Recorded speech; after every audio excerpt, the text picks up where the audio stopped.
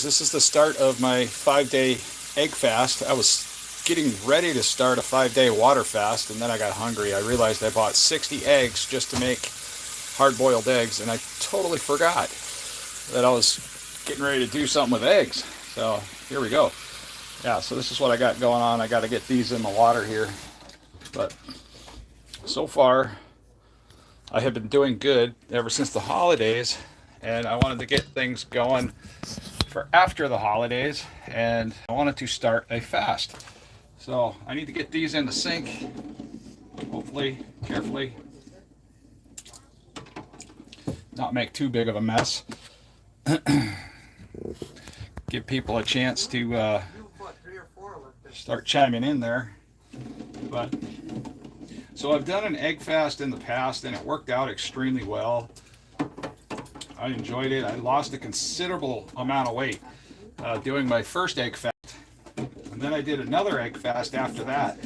And I learned a lot in between both fasts, because I found out that it doesn't matter how many eggs that I eat. I can eat as many eggs as I want, and I don't have to restrict myself to like 3, 4, 6 eggs a day. You know, I can eat up to 10, 12 eggs a day if I want to. And this works, and it works every single time I've tried it for pretty dramatic weight loss. And that's what I'm hoping to achieve with this. I'm also trying to, oh, I cracked that one. You know what happens when you crack them? That means you get to make them into a snack. But I've already eaten, let's see, 1, 2, 3, 4, 5, because this is a 60 count of eggs. And I'm not sure how many eggs I'm going to eat this week, because I might not eat just boiled eggs. I might want to poach them. I might want to scramble them up. However you like to eat your eggs, the only important thing is not to add any extra ingredients. And that's basically it. I mean, that's seriously the trick to doing an egg fast, is just don't add in a bunch of crap. Just eat eggs for a little while. And this pan is really hot. I need to get something on my hands so I can dump this hot water out. There we go. Okay, hot water is out. Now I'm just letting these eggs cool. And in the meantime, I'm going to grab these eggs, and we're going to head on over to the table with these beautiful things. Set these down. Now I have bought a couple new items for my weight loss journey. One of them is soda water, just plain soda water. And I found out that at Costco, I can find this stuff right here. So if you ever get a hankering for wanting soda and you're trying to lose weight, but you just want the bubbly. Now my son doesn't like it because it doesn't have any sweeteners, doesn't have any flavor. But this is actually a treat. After over 1.5 years of weight loss, I kind of enjoy it. So I got a whole case at Costco, and this is a nice other option for something different in your diet to help mix things up and not be so plain. Because that's what a lot of people complain about when they're doing a weight loss journey, is that, like, man, everything's the same. Everything is always, you know, I have to do this, I have to do that. Well, you don't have to be so restrictive. We just need to find what works for us and what makes it fun when losing weight, just doing the gradual step down type process. Hey there, Amanda, nice to see you. Peggy Wilson says hi. Can I get a shout out? Peggy Wills? Not Peggy. Is that Peggy? I don't know how to pronounce that, but that's the best I can do with that. So the one thing I learned before is that eggs, they don't tend to have everything a body needs. And that's why when people ask me about egg fasting, I say, well, just don't do it for more than 7 days. And then after the end of that, 5 to 7 days worth of egg fasting, then start adding in some other new healthy, nutritious foods, like just animal products, meats and fats. That's what I mainly do. You can add butter. You can eat steaks, burgers, and that also promotes weight loss maintenance. So after I lose the weight by eating all of these eggs here, I can actually maintain my weight loss simply by eating meats and fats. And so far, this has been working. I mean, it's been working for a while. I've been doing this for quite some time. Hey there, Apple. Appreciate you there. I just had somebody comment on one of my YouTube shorts a little bit ago saying I was, doing the whole fatty thing and calling me a fake and saying that I photoshopped all of my photos of my weight loss journey. And I was just dying laughing. I was like, are you kidding me? It's like, okay, whatever, if you say so. But he said I didn't have a paper to prove that I lost the weight. And I just thought that was hilarious because I actually do have a piece of paper showing my weight loss and my weight gains for like the last 12 years. That my doctor showed me. This printout, it's up here somewhere, I believe. But so my papers are getting kind of banged up a little bit. But this right here, I don't know how well you guys can see this. This basically shows my life from whenever this started. Let me see when this started. 2012 is when this chart started. It shows a basic printout from 2012 that starts over here. I dropped some weight, and then I gained some weight, and then I went a little further, then I dropped a dramatic amount of weight. This was around the time that I was going through a divorce. That was the last time I was down. I think I was down to about 289 pounds.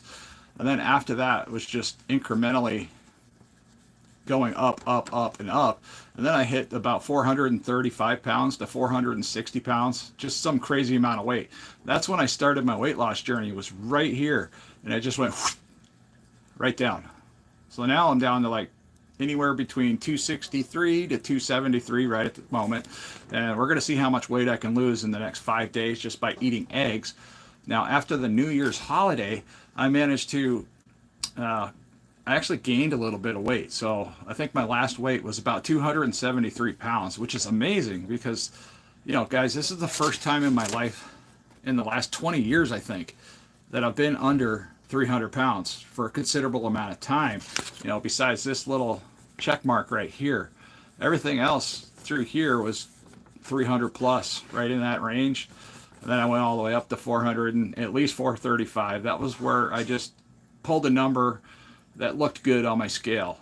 And I used that number. I've been using that for my entire weight loss journey to kind of gauge approximately how much weight I've lost. I mean, potentially I could have lost about 180 pounds, in this weight loss journey, but I'm not counting pennies. That's not the important part. The important part is this cliff right here. It just falls off a cliff. And that's just the last year and a half. Right there. This mark right here is the last year and a half of weight loss. And that's because I've been doing stuff like, I've been doing fasting. I've been doing the Carnivore Diet with a 90-10 eating principle. And that works. It really works. I mean, it's quite amazing how everything just kind of compiles. Now, this is a basic chart of inflammation. I don't know anything about this chart, and I don't know what it means. But this just tells me that my inflammation is getting better. That's fantastic. I can't complain there. But yeah, that's awesome. I mean, people ask for papers, I give them papers. Whatever. I mean, it doesn't matter to me. But I'm going to sit here and snack on an egg while we're at it. Because, yeah, I mean, that's the beautiful part about an egg fast is you can eat an incredible amount of eggs and be just fine. I mean, before I tried doing these types of fasts, I was always under the impression that eggs were going to raise my cholesterol, give me a heart attack, create blood clots. And that's the furthest thing from the truth. Because people that have sports injuries, they're prescribed like 30 eggs a day, to, heal up joints and ligaments and stuff like that, torn muscles. They prescribe them about 30 eggs a day. Totally normal, totally natural thing to do. And it works. And it works for them. Now, the fun thing about eggs is that they increase your testosterone level without any medication. I don't have to go to GNC and buy some crazy product off the shelf that doesn't work anyways. I don't have to go to my doctor and ask my doctor for a prescription to raise my T levels. Basically all I had to do to raise my testosterone level naturally and balance all of my other hormones was simply eat more eggs. These pack a punch, man. They got a lot of vitamins, they got a lot of healthy nutrients in there, and it's just amazing. Let's see, Mike Miller says hello from Ohio. Hey Mike, how you doing? I'm Big John, I live in Alaska. Let's see, people, today is my second day water fasting. Then I'm going to jump on, I'm guessing you're saying carnivore instead of carnival. That's okay. Don't worry about the mistyping. Smooth operator. Well, welcome to the club. I mean, the carnivore diet has just kind of taken over the world with just obvious kind of stuff. The carnivore diet has been proven to work for hundreds of years, way before us, way before our time. The indigenous population, specifically that lives in the northern regions, like here in Alaska, there's not a lot of vegetables hanging around. Yeah, we got some fruit, we got some, like low-lying type berries, like raspberries and blueberries and stuff like that. But you can't find a head of lettuce that's growing here naturally. That's something we don't find unless we transplant it from somewhere else. So, I mean, lettuce does grow here. I mean, they get giant, big heads of lettuce, big, huge cabbage. But all that stuff has been transplanted here over the years. Now, the indigenous people have lived their entire lives living off of animal meats and fats, seal oil. I mean, that's super healthy. Lots of nutrition in seal oil. Whale fat and whale blubber. They call it muktuk. Amazing stuff. I think I might have some here, unless my son already got into it and took it away. But yeah, the power of eggs. Eggs are super powerful for losing weight. And now the next 5 days, I'm going to be eating nothing but these eggs. And I have some more. They're cooling off in the sink over here.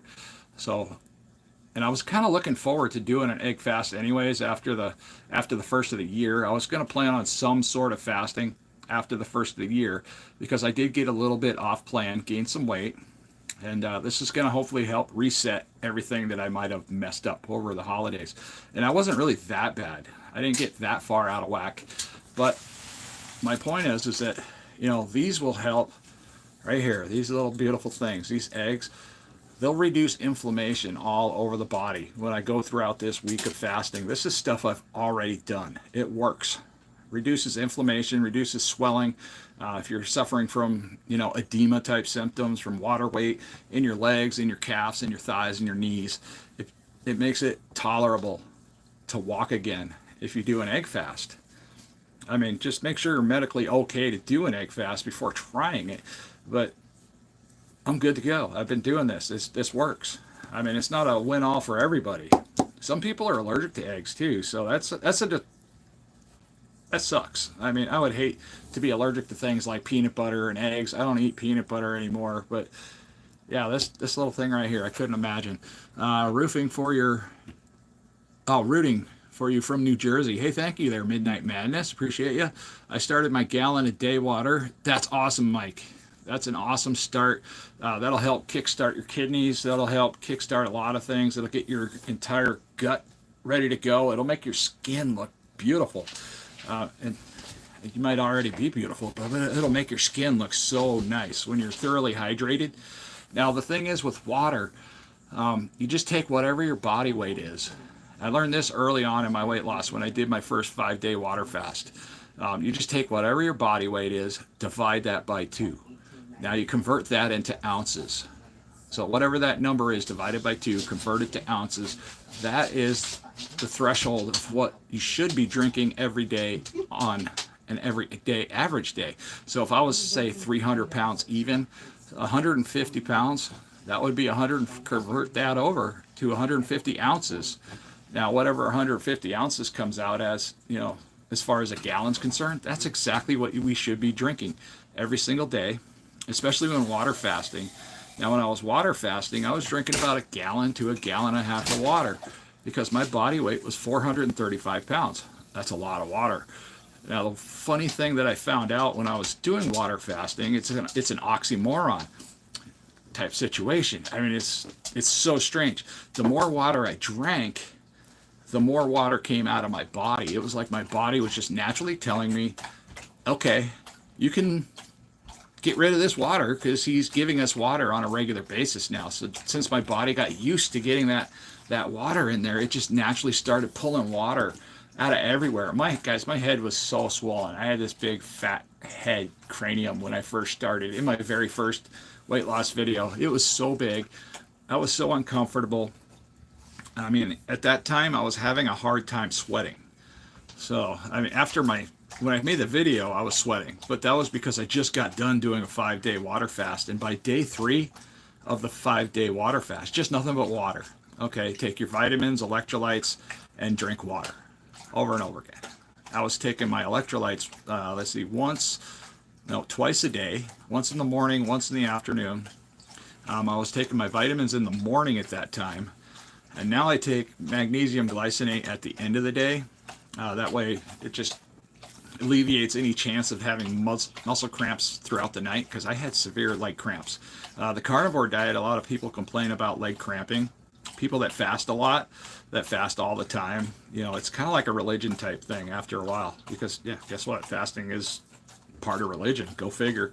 But man, eggs are beautiful. What is that? A python egg? No, this is just a regular chicken egg. It's really not that big. Maybe it's just a camera angle.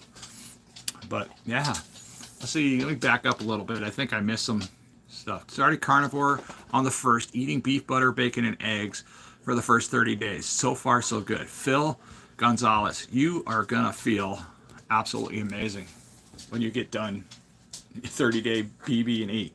Now, that's the longest I've ever been. Well, actually, I might have went a few days longer. I didn't count exactly, but I was super strict for like 30 days when I was up in Nome, and I was up there on a job, doing a job that I would have never been able to do without weight loss. I was up there on an extended job. We were there for a month and a half, and the whole time when I was up in Nome, I managed to do the carnivore diet on a pretty decent budget, eating one meal a day, beef, butter, bacon, and eggs. I didn't have much bacon. I wasn't even thinking too much about the butter. I bought butter, but I don't think I used it. Not for much of anything, because I was mainly eating ribeye steaks and eggs. That was it. So I'd come home. Oh, reindeer sausage. That was the only off thing of the beef, butter, bacon, and egg challenge that I did. Is I was eating 1 to 2 reindeer sausage every night with my ribeye steak, and I was cooking anywhere between 3 to 6 eggs, one meal a day every night, and that was it. And I felt so good. I felt so good. Now, there were some days where I didn't poop for like 3 days and straight. I didn't poop for 3 days straight. That's because my body was naturally absorbing all the healthy nutrients and all of the meat that I was eating. My body needed that to repair whatever damage I've done by eating fast food and eating a bunch of pizza and eating a bunch of crap that I shouldn't have been eating in the first place. Drinking energy drinks and stuff like that. And that's kind of why this tastes really good right now. This is just regular soda water with nothing in it, just carbonation and water. And this tastes almost like it's sweetened to me, because once you do fasting for a long period of time, it changes your palate. You can't handle those harsh sweeteners, that most people are used to. All the high fructose corn syrup, nope, can't have it anymore. It's just too sweet.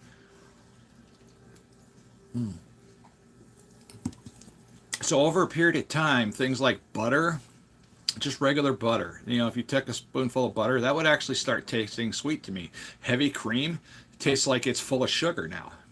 I mean, I don't drink heavy cream, but I've tried it, and it does. It tastes really, really super sweet. All the natural fats in the milk of the big heavy cream tend to start tasting really, really good. There's some other stuff I think I've eaten that's keto friendly when I was doing the keto type lifestyle.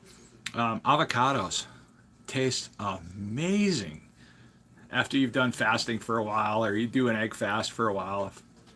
You're going to find so many benefits, because I think it was by day 3 of my 5-day water fast. That's when I felt like I could smell anything. Didn't matter, 3 blocks away. I could smell the ingredients of whatever anybody was cooking down the road. I could smell food that nobody else could smell. And that's because your senses, once you do fasting, your senses are super heightened. You can actually start seeing a little bit better. And that's our body's way of telling us, hey, you smell that? Let's go check it out. Let's go get some food. I mean, that's just totally natural part of how our bodies work, and it's fascinating. You can actually see a little bit better when you're doing fasting. So when you get to day 5, just take a look around. You're going to start noticing things from further distances that you didn't normally notice, because your senses are so heightened and enlightened.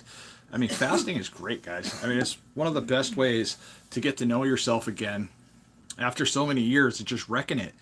Because you can only eat, the standard American diet type food, the fast foods, the high fructose corn syrups, all the desserts that we put ourselves through.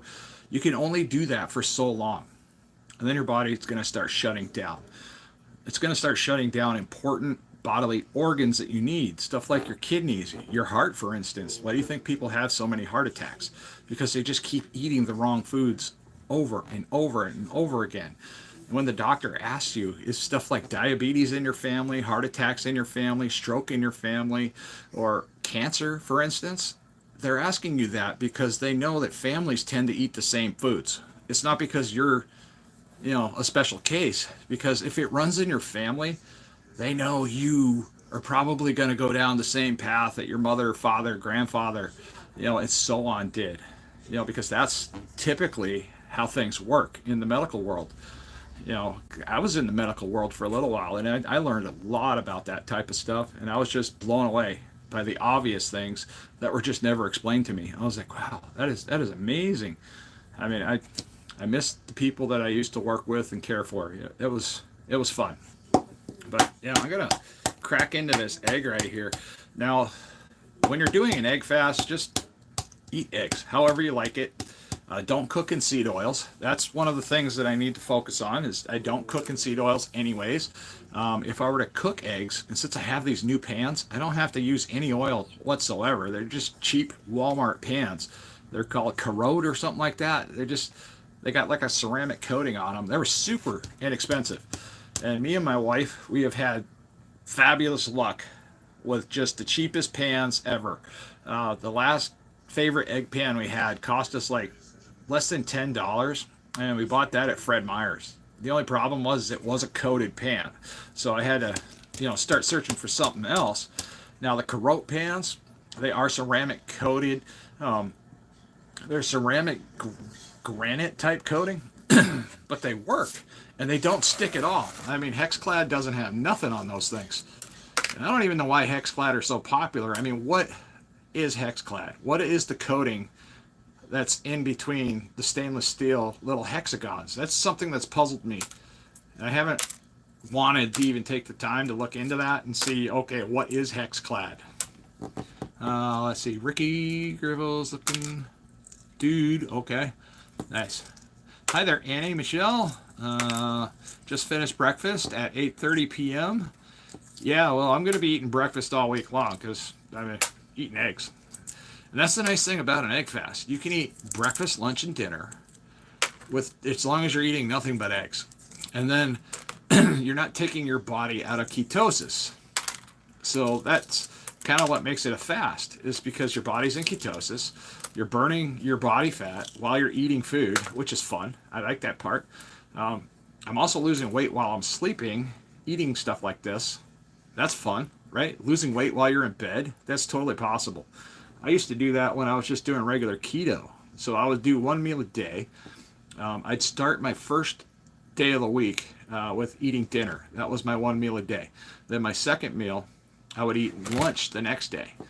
And that would be my one meal for 24 hours. And then my third meal on Wednesday would be in the morning. And by that time, as you back the clock up, meals, at that time, I can eat breakfast, go throughout my entire workday, come home, get cleaned up, take a shower, relax, go to bed, drink some water, take some magnesium glycinate before bed to prevent cramping. And I'm losing weight while I'm in bed. Isn't that crazy? I mean, I didn't even know that was a thing until I figured it out all by myself one day. I was like, holy cow. Why isn't anybody talking about losing weight while you're asleep? The health coaches won't tell you this because they need you. They need you to come back and pay them money. I mean, if I was a health coach, you'd think I would tell you everything I learned in the last year and a half about how to lose weight. I would tell you just enough to keep you coming back and paying my bills. That's exactly what I would do. Just like the people at GNC, the ones that are supposed to sell you all these amazing vitamins, they know what works on their shelves.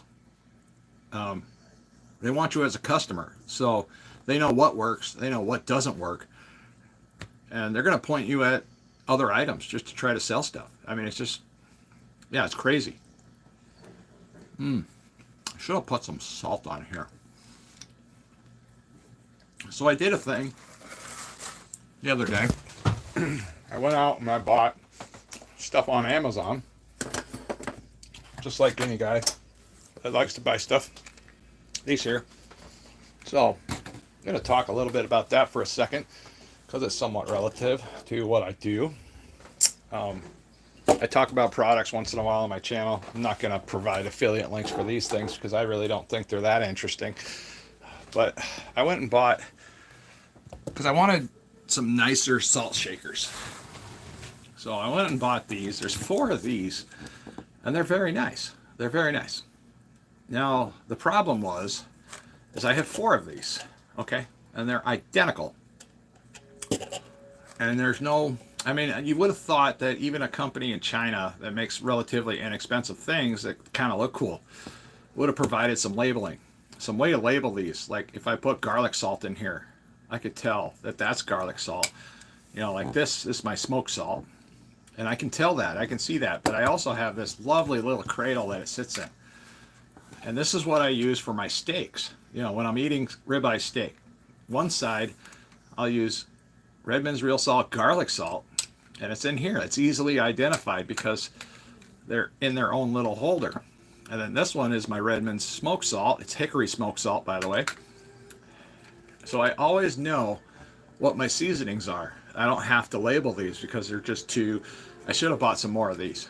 I should have bought some more of these and just got some little cheap labels and started labeling these. But now these, I'm going to have to come up with a labeling idea. Yeah, they're super nice. I mean, they're stainless steel on the outside. We got glass on the inside. And then here's what the bottom looks like. So once you put this on, you can just turn this and get all your different shaker sizes. And this is pretty well made. And then you also have the closed option right there. So it's closed. And then you can open if you want to just dump out a lot. And then so on goes it around the circle. Now the same thing goes for this product right here. This is very nice. I like this. I like these a lot. These are fun. But, you know, you just pour your salt in there. It's good to get a little food funnel for these things. Here's the inside of that. But I enjoy these. I like the way they work. You just spin the top and you can get a couple different options here, you know, for how your salt comes out.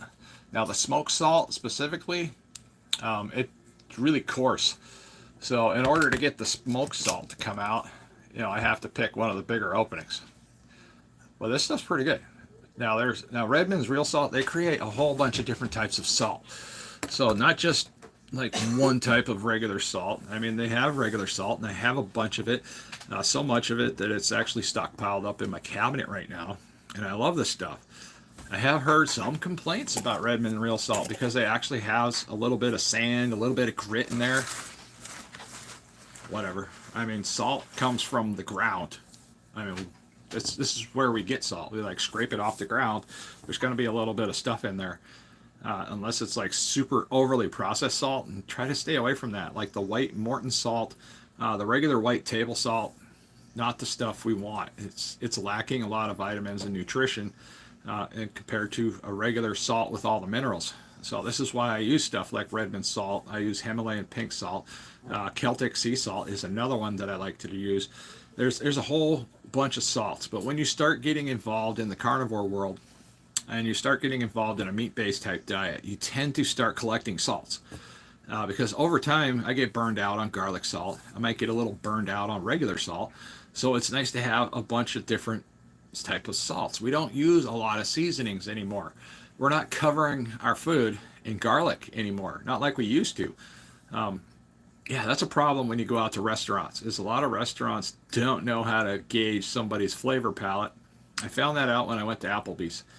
I got a steak there, which was pathetic, but I got my shrimp that were like sauteed in garlic. And yeah, that was a problem. They put so much garlic that it was just like, you couldn't even taste the shrimp. It was like, why did I even buy this?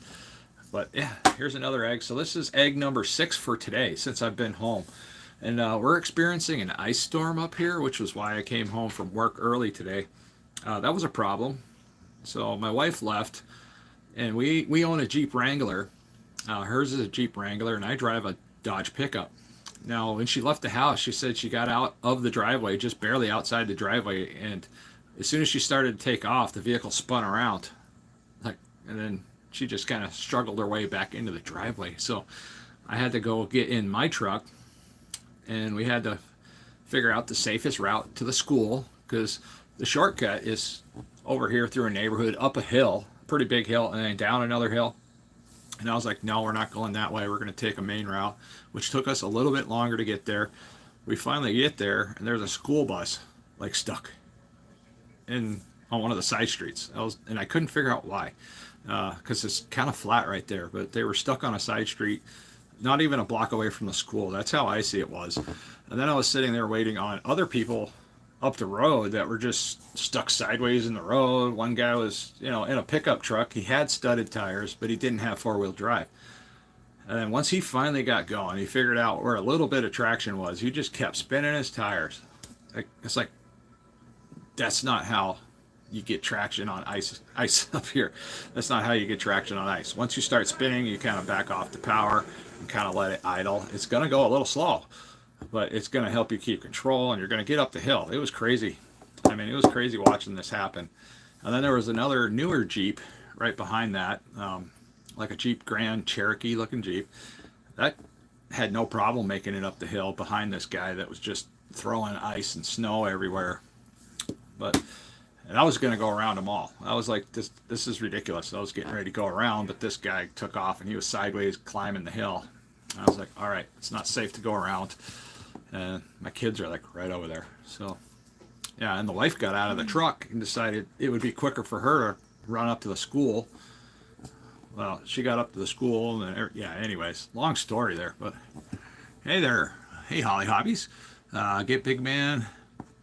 Let's see. My goodness, you've lost even more weight. Looking good. I have lost inches. I've actually gained weight, Holly Hobby. I was really surprised. So I hit that one spot there where I dropped down at my doctor's appointment when I got my blood work. I was down to about 263 pounds.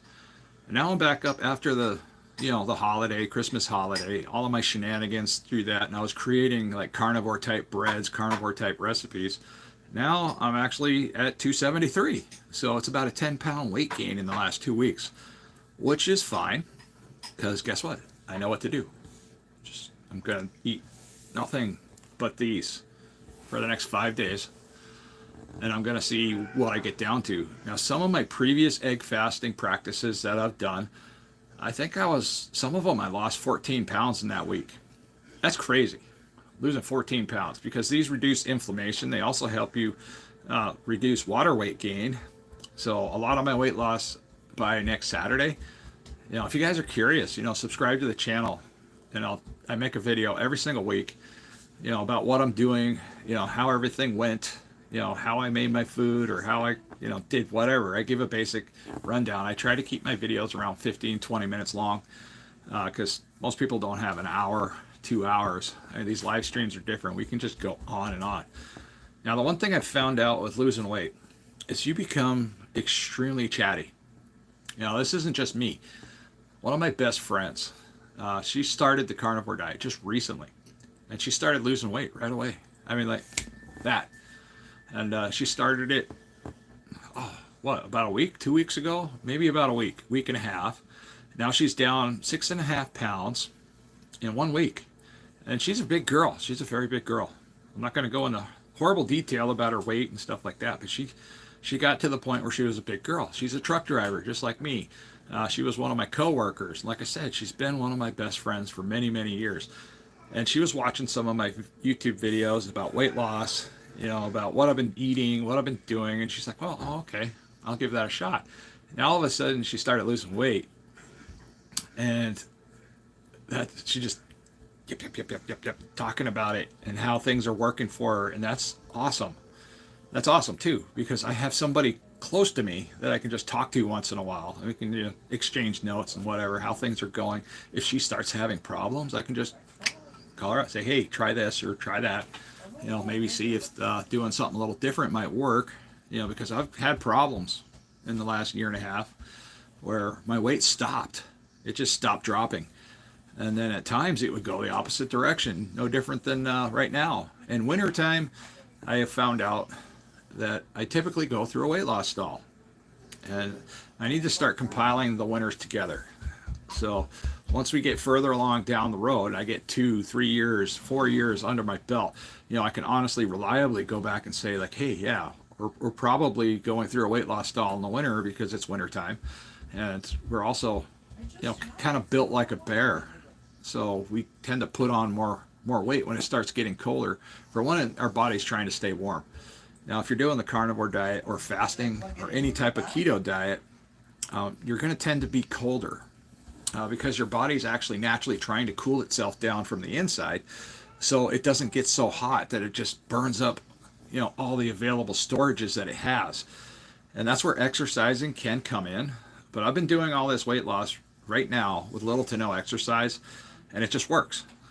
And I'm not going to do all of my weight loss with little to no exercise. I do have plans to start, working out, going for longer walks. I mean, I have no problem if I wanted to go walk 5 miles right now. I would have no problem walking 5 miles. I don't get winded anymore walking up hills. And that was one of the benefits to the carnivore diet, is that I don't get out of breath. And I had to use an inhaler before I started the carnivore diet. I don't use my inhaler. Excuse me. A lot of talking does that. But I don't use my inhaler anymore. I don't use a CPAP anymore. And yeah, I thought I was going to die. So I was in pretty bad shape. I mean, I was in real bad shape. Let's see. It can be challenging for women, especially after menopause. Yes.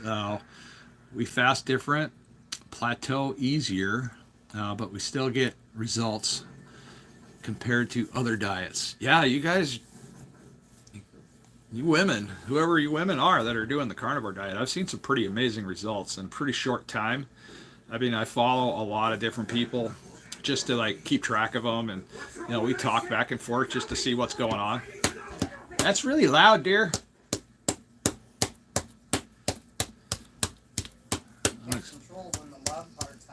Oh, okay.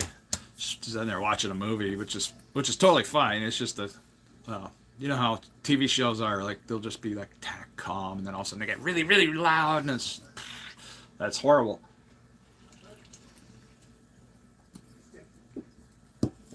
I gotta be careful with this stuff because it's just carbonated water, zero everything, zero sugar, zero carbs, zero everything. This is stuff I found at Costco, but it's really foamy. There's so much carbonation in there. It's crazy. Let's see. What Shelby say? Oh, I did right before Thanksgiving, but did wound up losing between November and December. That's awesome, Shelby. That's congratulations. Always, let's see, what does that say? Always be kind. I like that handle. That's a nice handle there. Always be kind. You're always hot. Now, being hot was part of being, not saying you, being hot all the time, like physically hot, was part of being morbidly obese. That was my body trying to tell me that something's wrong, that it wants me to do something different. I mean, it's a signal. It's a signal we don't recognize. So I was having like night sweats. I was always getting up in the middle of the night and urinating at strange times. Sometimes every 45 minutes I'd have to get up and go pee. That was my body telling me to get the heck up. You're having a sleep apnea event, and I don't want you to die, so I'm going to make you pee your pants so you wake up. Thankfully, I never peed my pants, although I had several close calls, because it was just, when you're experiencing sleep apnea symptoms, you're suffocating. You're dying. I mean, you're depriving your entire body of oxygen. And people that snore, that's sleep apnea, guys. Okay? That is a sleep problem. I mean, if you're known to snore, definitely go get checked out. Get a sleep study done. These people, they're not all of them. Some of them are just out to get your money and sell you garbage stuff. But not all of them. I mean, if you're just waking up for no apparent reason all night long, every 45 minutes, every hour, that's severe sleep apnea, like I had. So my doctor said when I first went and got my sleep study done that I was probably living for about a year on about 45 minutes of actual sleep every night. That's how bad my apnea was. It was in some ridiculous high range of sleep apneas, like one of the higher levels.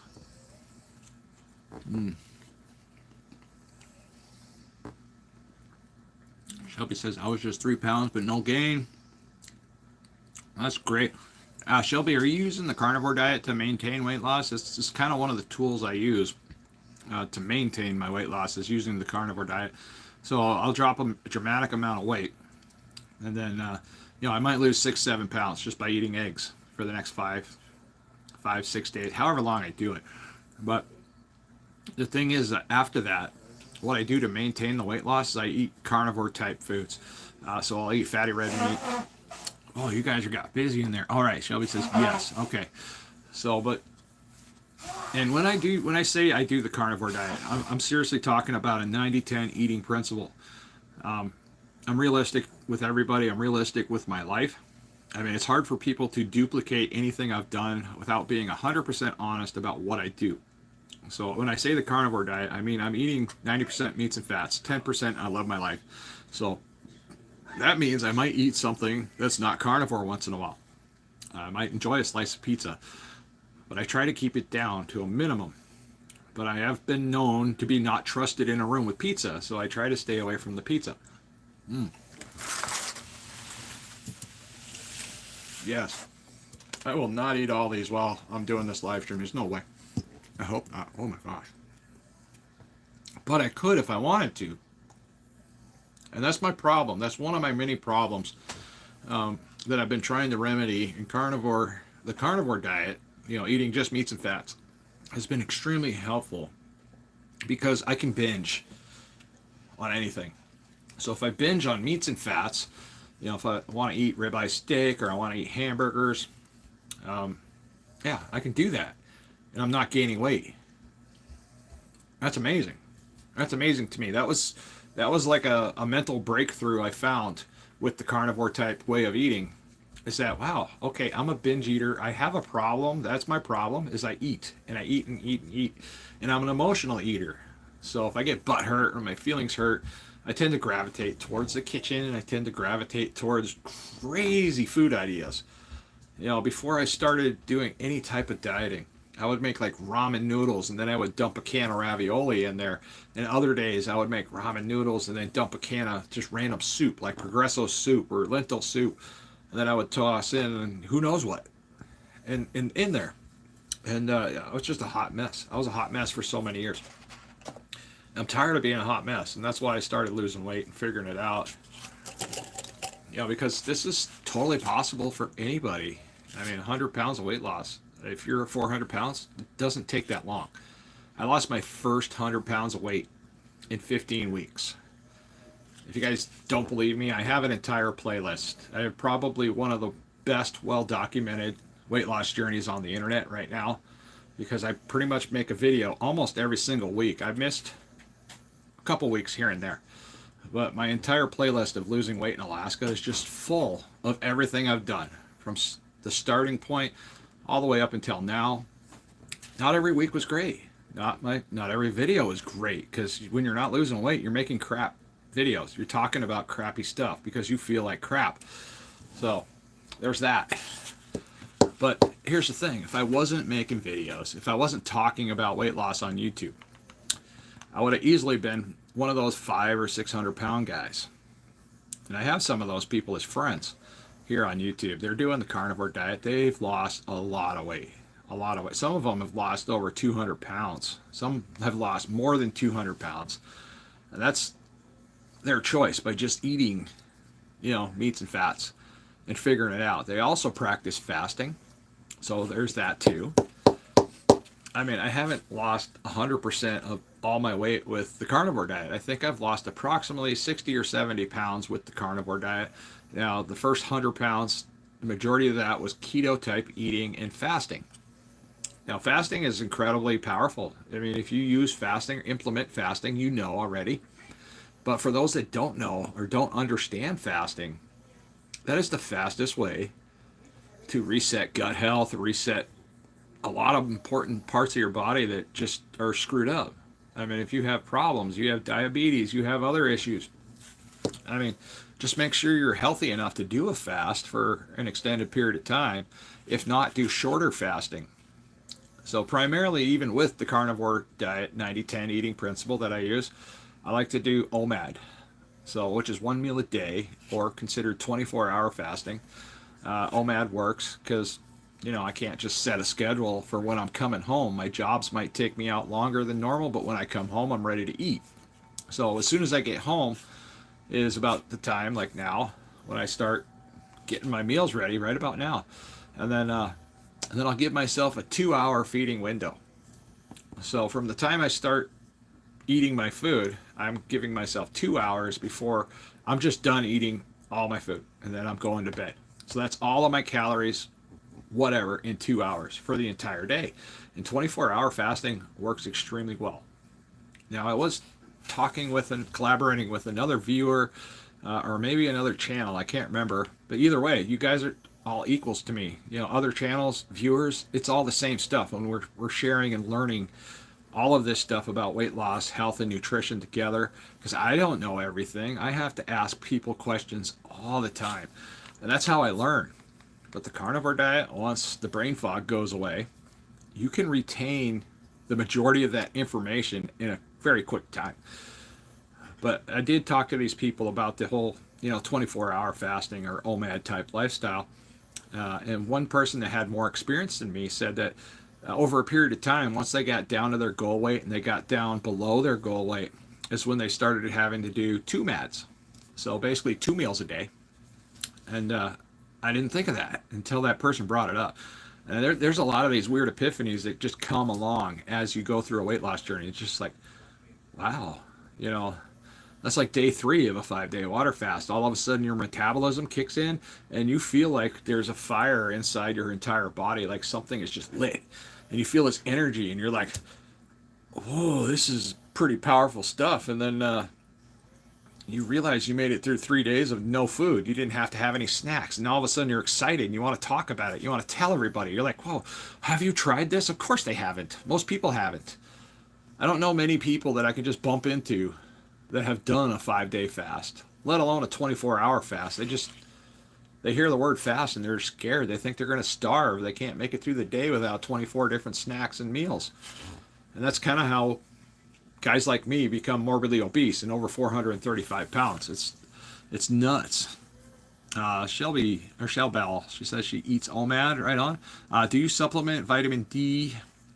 After 20 years in the bush, I had none. Oh, wow. You made it 20 years in the bush with no vitamin D? Where were you getting it from? You had to have been getting it from somewhere. Let's see. I started supplementing because diet alone can't catch me up. Just curious if you had to supplement at all. I do supplement vitamin D. I supplement. We can go over what I take. That is not a problem. My vitamins are very simple. Even though I'm starting to make them a bit more complex because, you know, I've been doing this for quite a while and things change. Vitamins change. Suppliers specifically change because sometimes these suppliers are they're jerks and they change the formulas on you. So reading ingredients is 100% important no matter what. So just because you bought a product, and we're going to talk about this one right here. This is a product I still use from Costco. This works pretty good for me. It does have some stuff in it. This is just fish oil. I take approximately 3 of these a day. Okay, you take as many as you want. I don't know. I'm not you. I mean, if you only want 1 a day, that's fine. But the fish oil helps a lot, especially when getting started with digestion. It helps lubricate the gut walls, the lining and stuff. It helps you poop a little easier. Fish oil is great. It's got omega-3s. It's got all kinds of good stuff in here. Natural source of omega fatty acids. 3, 5, 6, 7, 8. No, 3, 5, 6, 7, 9, and 11. It skips a couple numbers there. But yeah, this helps. This does help. Now, some people might not like the capsules that these are in. Some people might not like the brand or where it comes from. That's your choice, but this works for me for right now. It's inexpensive. I can get it at Costco. Now, Costco sold other items, the magnesium specifically, where they changed the formula. They started adding soy. And I was up in Nome with a brand new bottle of magnesium that I had to rush out and buy. And it's not exactly cheap. And then I flew up to Nome for a job. And I was having problems like 3-4 days into the job. I'm like, oh, there's there's something wrong. I don't know what's going on. And that was when I was doing beef, butter, bacon, and eggs. And I was like, it can't be the beef, butter, bacon, and eggs. I mean, it might have been the hamburger I bought, but I started feeling just, ugh, you know, like yuck. Like, what's wrong with me? And then somebody asked me to read the ingredients on my magnesium. And sure enough, I flipped it around. It had soybean oil. I think it had vegetable oil in it.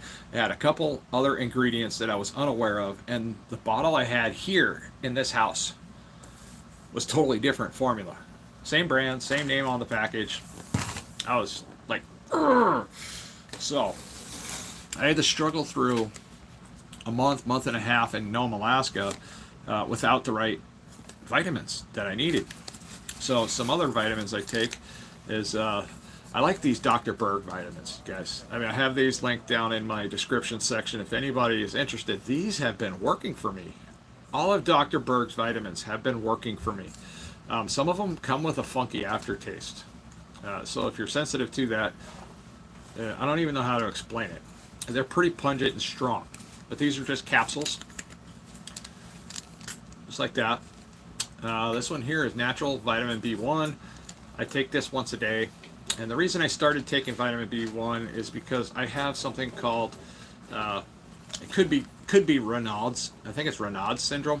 But it's where your fingers and toes, you know, your extremities, they turn white when it gets cold. They're always cold. And being cold is part of being in ketosis, so that part's normal. But they get unnaturally cold, and they will turn like solid white all the way across. I've had that happen only once, but it's happened. And that kind of freaked me out. I talked to my doctor about it, and he said, try some vitamin B1. It's been getting a little bit warmer lately, so my hands haven't been a problem. But when it gets down below zero, it's kind of a problem.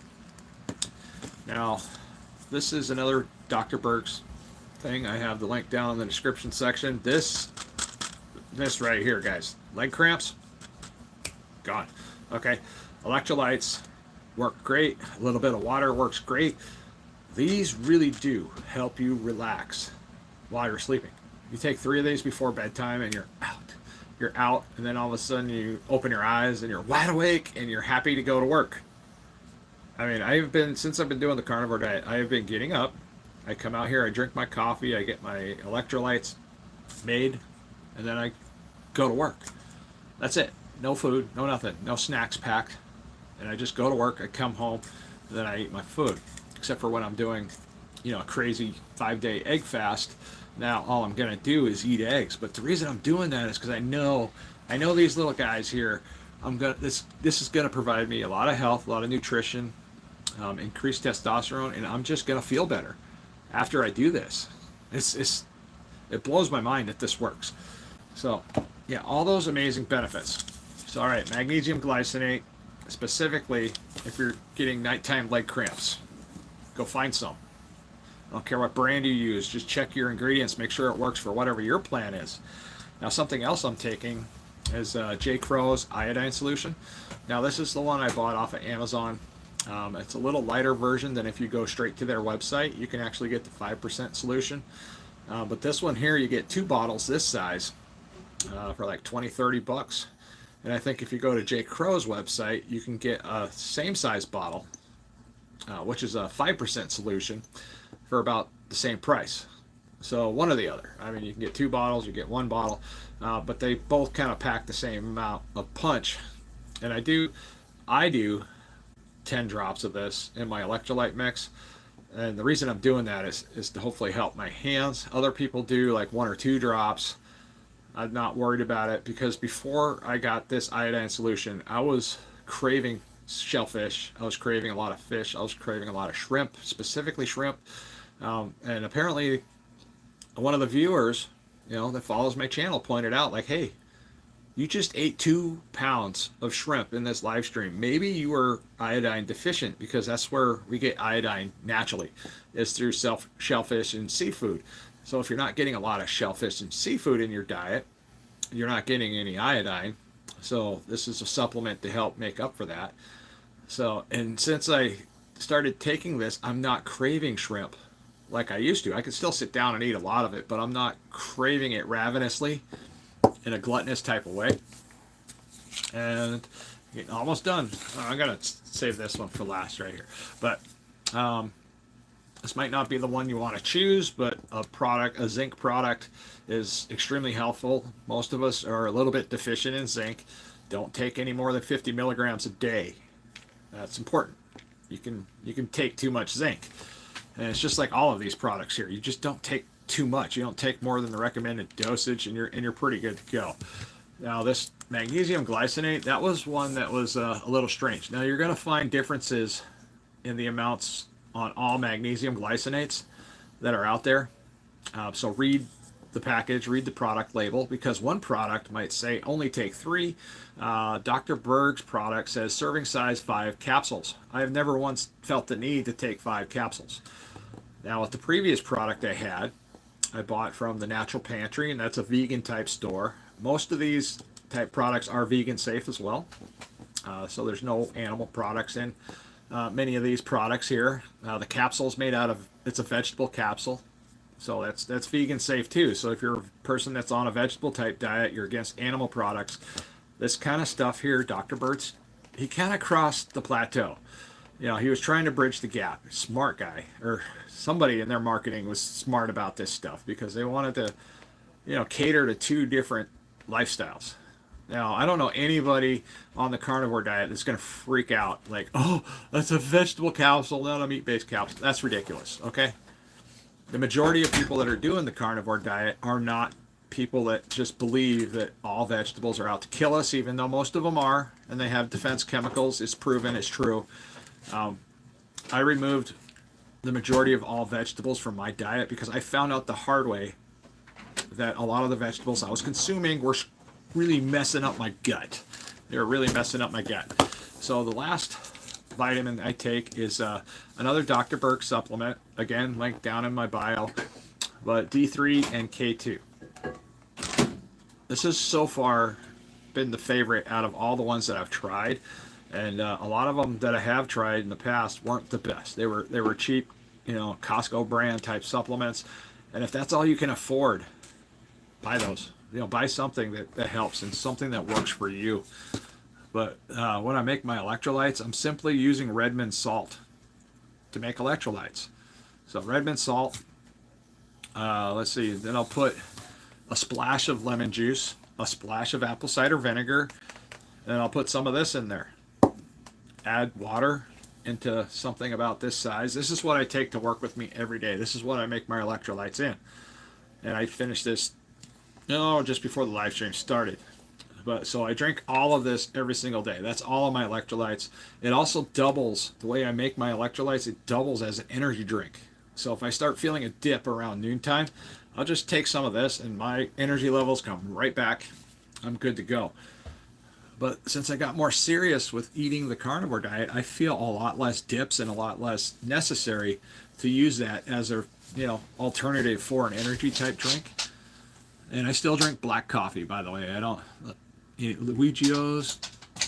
I already see a difference in energy. Let's see, I ate fish like a lot, but I had 4 babies and nursed. Oh yeah, that would be a good reason to eat a lot of fish. Yeah. So I was going through more than I could take in. Wow. Let's see, what kind of work do you do in Alaska, John? Let's see, that's smooth out operator. I do truck driving. I am simply a truck driver that figured out how to lose weight with little to no exercise. I get out here on the internet. I talk about some of the things I do, some of the things I eat, supplements. Yeah.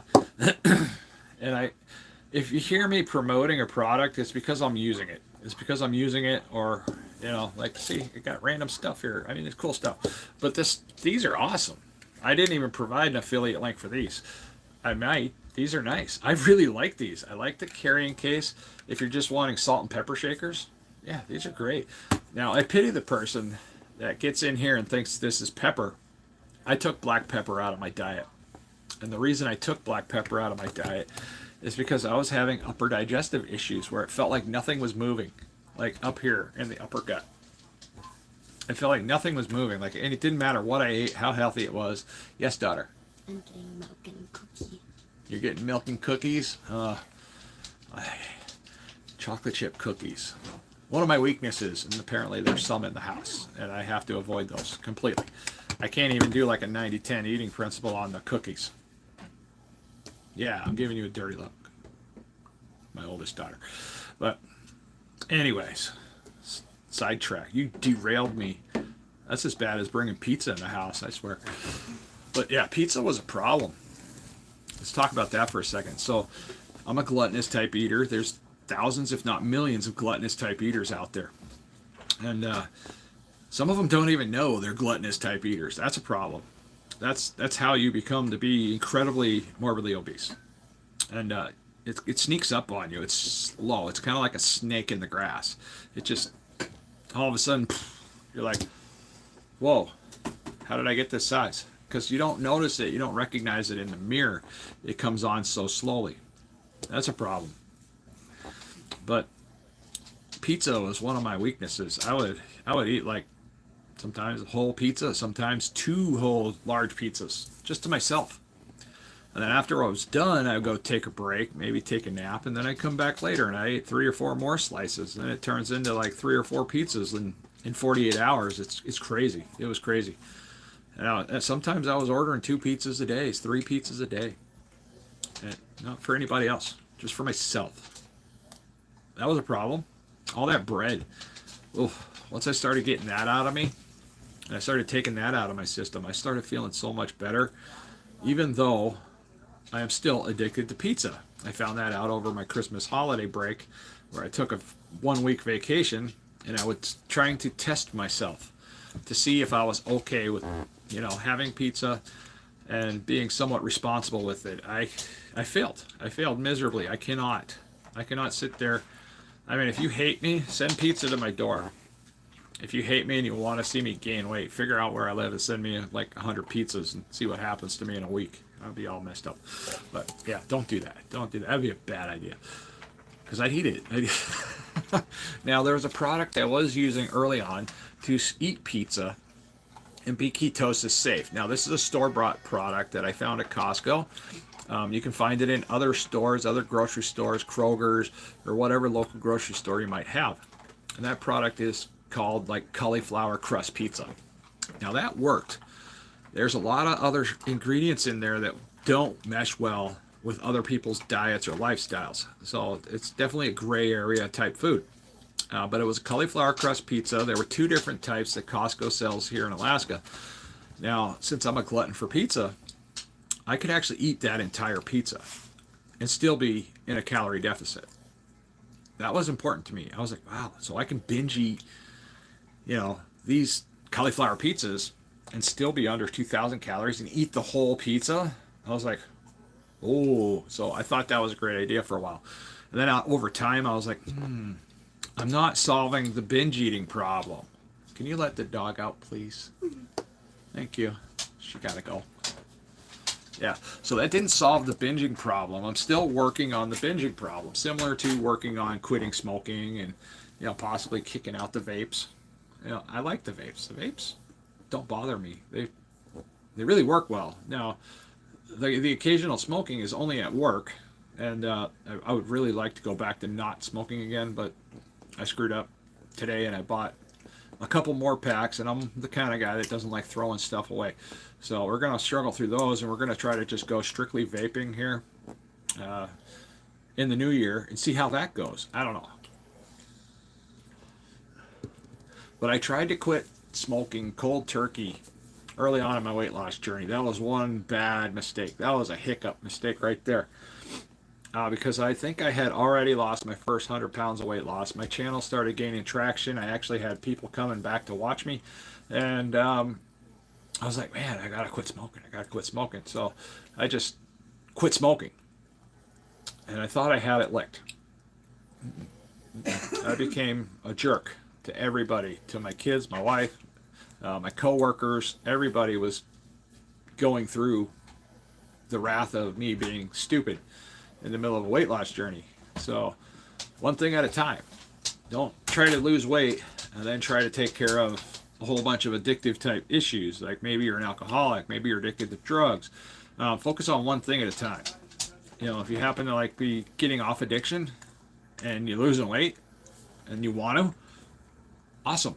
But don't focus on the weight loss part. Focus on the addiction. The addiction's more important than the weight loss at that time. So with me being a binge eater, which is an addiction too, and I was kind of unaware of it until I started dieting and doing fasting, and then I was focusing really hard on what my problem areas are. And then once I figured out, like, oh wow, you know, I mean, I can binge eat anything, pretty much. If that's all I have around, I could just constantly eat and eat and eat. You're just filling the pie hole. So that's when I found the carnivore diet and keto-friendly options, like eggs, for instance. You know, these are low calories. It takes a lot of these. You know, these are about 80, 90 calories. Divide that by 2,000. I don't know how many eggs that is, but I would have a hard time eating 2,000 calories worth of eggs in a day, even if I do an OMAD type diet. I'd still have a hard time, you know, consuming that many eggs. Let's see, now I'm up to 1, 2, 3, 4, 5, 6, 7. This would be, if I ate this would be number 8. So yeah, figure out the calories there. I don't know. I might eat 1 or 2 more before the stream's over. I'm not sure. But yeah, egg fasting just works. We're going to keep going with it. Now the nice part about egg fasting is it's ketosis friendly. And as long as you're in ketosis, you're still losing weight. Now, other foods that I've eaten to stay in ketosis are sardines. People say sardines are gross. Ew, ucky, yucky, gross. All right, I get it. They're slimy little fish in a can, but they're packed full of nutrients. I mean, it like gives you like all these vitamins in a little fishy. So it's like taking a multivitamin. And sardines are known to kickstart ketosis. So if you're getting ready to start a fast, you know, eat some sardines before you start a fast. Your body's going to be that much quicker to respond, you know, to ketosis signals. And then, yeah, you're going to start burning your own body fat. You're going to start losing weight while you're asleep. I mean, that's great, right? I mean, easy weight loss, and you can still eat some food. So that's the one thing I like about an egg fast. Ketosis friendly. I can eat as many as I want, and I'm losing weight. I'm going to lose weight, guys. I mean, yeah, if you don't believe me, subscribe to the channel. You'll see the video come up here next week. We'll see how much weight I lost. Starting weight for this fast, 273.8 pounds. There's going to be weight loss here. Every time. Every time I've done an egg fast, no doubt. Weight loss. Simple. I get tired of eggs. Oh, or I can't eat eggs. Okay, I get it. If you can't eat eggs, you're allergic, don't eat eggs. But this works. So I'm going to lose weight. I can eat scrambled eggs. I can eat hard-boiled eggs like these. I can poach my eggs. I can do all kinds of things, different things with eggs. That's why eggs is an extremely important part to most people's carnivore-type lifestyles. They're super versatile. They do a little bit of everything. I mean, they can freeze-dry these and turn the egg whites into powder, and you can make bread kind of looking options out of some other dairy, like with like cottage cheese and cream cheese. I've done that. I've done that on my channel. I made carnivore bread. Now people freaked out about the dry milk that I use because dry milk has sugar and carbs, but guess what? This has sugar and carbs too. People forget about the sugar and carbs that are in eggs, but they still eat eggs, but they'll frown on sugar and carbs from other places. But yeah, totally researchable. Don't believe me, go Google it yourself. There's some sugar and carbs in eggs, but there's also a whole lot of other benefits to eggs too, and you can't eat enough of them to throw you out of ketosis. So they say approximately. Everybody's a little different, and the numbers always change for different people, but they say to stay under 25 grams of carbs if you're doing a ketogenic type lifestyle. So yeah, I don't think I can get enough carbs out of an egg or enough sugar or calories out of eggs to throw me out of ketosis. This hasn't happened yet. I mean, I tried pushing the boundaries several times when it comes to egg fasting.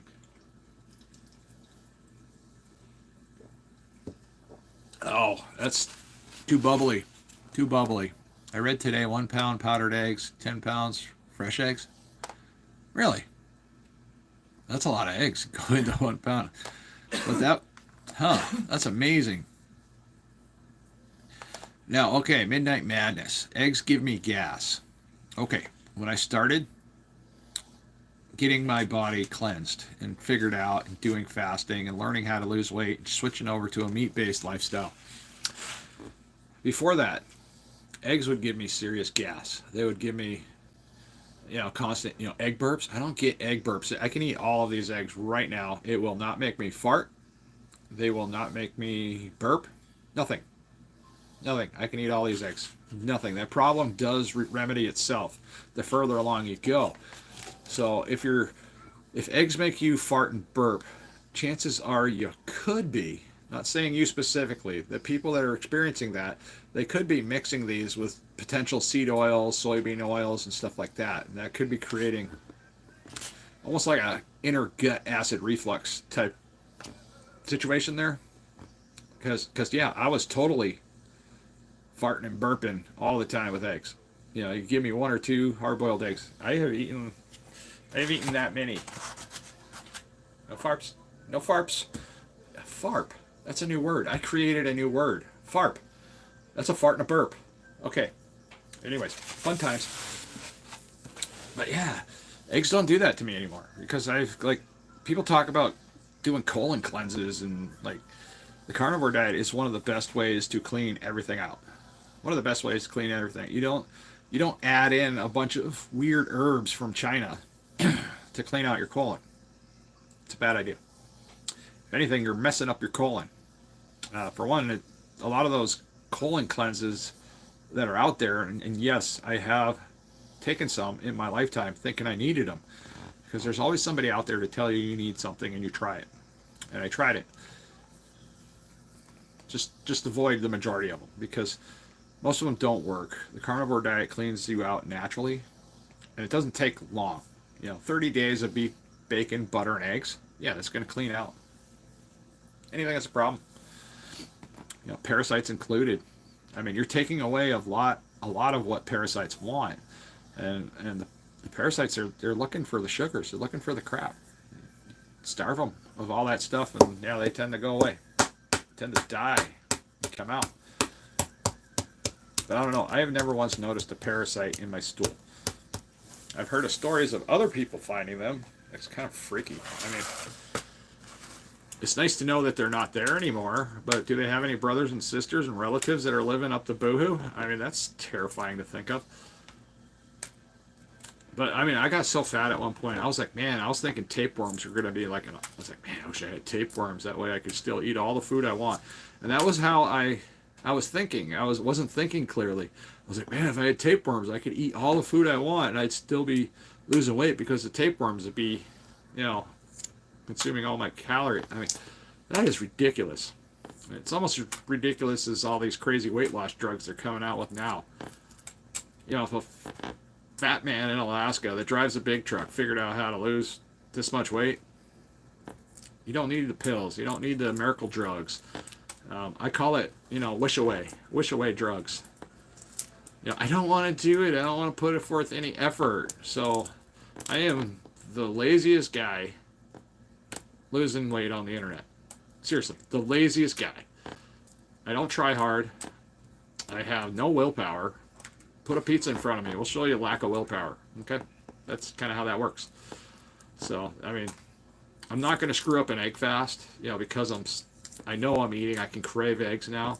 So I am looking forward to eating eggs for a week. And I've been planning this fast for quite a while. I wasn't planning on doing it this week. But since I already had everything in place, I had the eggs in the fridge. And if I was doing a 5-day water fast, these eggs would just be getting old in my fridge. And I wouldn't be able to consume them. So I thought about possibly pickling eggs. Pickled eggs are fantastic for weight loss too. Just make your pickled eggs in like a dill type brine. So I like to use apple cider vinegar, dill, and a lot of salt in the brine, and that works really well for a yummy snack. But you got to pickle them and then let them sit in the fridge for 7 days. I have a hard time with just letting these sit on my table for just the amount of time we're talking on this live stream. I still didn't grab the salt. I've been caught up a few times.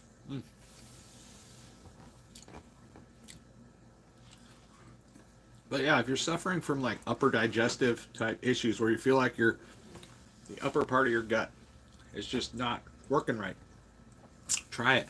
Try taking out black pepper. The simplest of things. Removal of black pepper has helped. I don't know how many.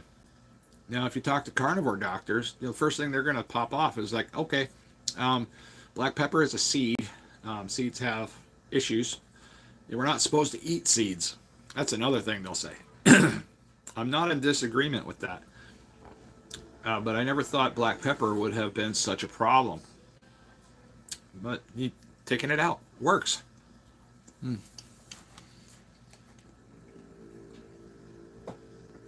Oh my gosh. You're so funny. Pokey Gene, hey, thank you, man. I appreciate it. I wonder if it'll let me hit the button today. Oh, it let me. Can I hit this one too? Very nice. Hey, thank you, Pokey Gene. Appreciate it, yeah. Let's see, switch to white pepper. That right there, Michael. I think you guys on your channel are the ones that talk to me. Michael is a friend of mine. So the Carnivore Cure, I can't think of Michael's channel name right off the top of my head, but I'm friends with all these people. They were dramatically overweight at the same time as I was dramatically overweight. It takes all of us different amounts of time. I'm learning.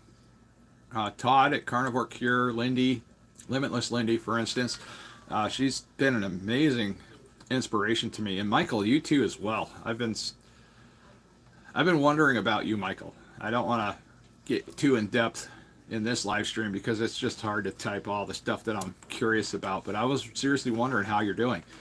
And yeah, next weekend I might dive in on your stream if I get a chance to. I don't know what you guys have planned for next weekend, but I like doing live streams with this group. So Todd at Carnivore Cure, he has been my go-to guy, and Michael and Lindy for basic carnivore questions I might have. You know, for one, they're easy to talk to. Two, they're a wealth of knowledge. And Todd is just like lightning fast with all these little carnivore type situations. So I was having some digestive issues. He was the one that mentioned the black pepper. And I believe Michael was probably the one in the same live stream that mentioned white pepper. Like, try white pepper. But the one thing I found out is that I just live without pepper. But the hot sauces, I found out some of the hot sauces work pretty well on the carnivore diet. So Hacienda's hot sauce. That's one of them I enjoy to use. And I believe the reason why it works so well is it's a vinegar-based hot sauce. And I think that's what makes it work really well for me. Some people can't handle, you know, hot peppers.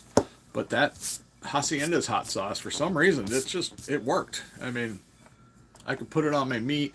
And I went through a transition of getting away from sauces, because when I first started the carnivore diet, everything I had, you know, burger meat, pretty much anything had either sauce or cheese on top. Now cheese, that's a whole nother realm of discussion right there, because cheeses and a lot of dairy, especially like creamy type dairy, can be a problem on the carnivore diet, and they can actually promote some weight gain. They don't promote inflammation. I haven't found any inflammation from dairy products, but they do, and they have stalled weight loss, or they have provided me with some weight gain. And it's not necessarily unhealthy type weight, but when you're trying to get down to your goal weight, it's counterproductive to focus too much on the dairy products.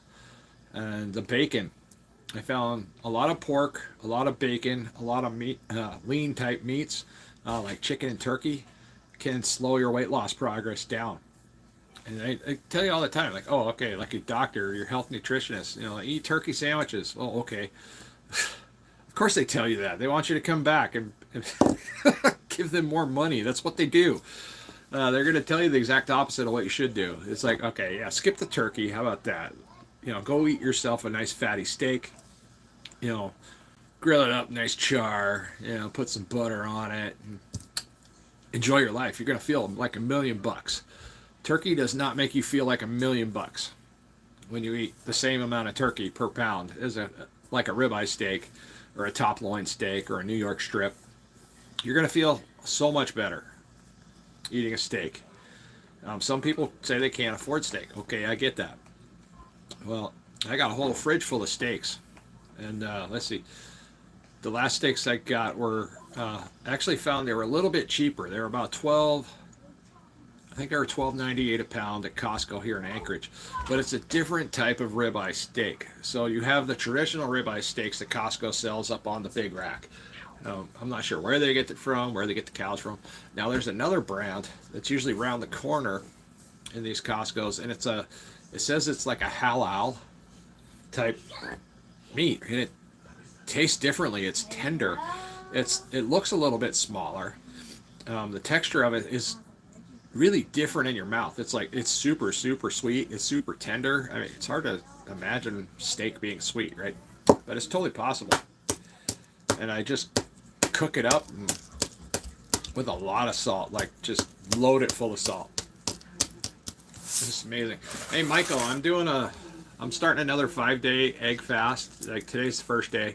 I just got done boiling like 60 eggs, and yeah, we're gonna eat them all. We're gonna eat all 60 eggs throughout the week. I might have to go out and buy more eggs for this egg fast, but over the holidays I gained some weight, and I think I went back up to, I think my last weigh-in was like what, 273.8. I'm gonna try to fix a little bit of that. I'm not gonna be butthurt if I don't lose another 14 pounds in a week. I mean, that's a big chunk at this point. I don't see that being realistic. You know, the big chunks of weight loss come when you're morbidly obese. Now that my doctor says I'm in the healthy overweight range, whatever that means, regular obese, I don't know, but he was so happy to see, you know, my difference here. Oh yeah, somebody mentioned that I had salt. They're a smart person because I showed everybody the salt shaker. Is that Holly Hobby? Probably was. She's sitting there laughing at me. Like, oh yeah, you just sold us the salt. This is Redmonds real garlic salt. It goes great on hard-boiled eggs too. Yum. Wow. I wonder what smoked salt would taste like. I don't think it would be good. Let's try it anyways. I like to do things that I don't think is a good idea. That's kind of how I got fat in the first place, is I kept making stuff that wasn't a good idea. But I was so good at it. Okay. Now the smoked salt is a little bit more coarse. Can you see that? What if I back my body up? There we go. That's focus. So that's a little bit more coarse. And it does have a pretty pungent, smoky flavor to it. Oh. That was bad. Alright, we're going to cover that up with garlic salt. Either that or we're going to feed it to the dog. Okay. That second bite wasn't too bad because it didn't have as much and I had some garlic salt on there. Whoa. That smoked salt is pretty strong stuff. I don't know if you ever tried it. But even when you put it on your steak, you got to be careful. Let's see. 18 eggs for $13 in the store today. Where's your store at? So, let's see. Walmart was, they're almost up to like $30 for 60 eggs. That's a lot of money for just regular white eggs. Now we got these at Costco. They weren't that much. Costco really has done us a good service by keeping the prices as low as possible when it comes to eggs. Now we like these eggs. We also like the whatever the other Wilcox eggs. We like those too, but I like them for different reasons. So they're like, these are great for hard boiling. I have fought with Wilcox eggs, and I've tried to hard boil them. I've tried them in the air fryer. I've tried them so many different ways. They just don't want to peel for me. It's like they're impossible to peel. So I stick with like the cheap, inexpensive Kirkland brand type white eggs for making hard-boiled eggs, and they just work reliably for me. I don't know what it is. Like, an egg's an egg, really. I mean, in all actuality. So the shell itself is a result of whatever the people are feeding it. You know, so if they feed it a lot, you know, oyster shell, which increases the calcium, you can get a really hard outside exterior. I used to raise chickens, so that's the only reason I know this stuff.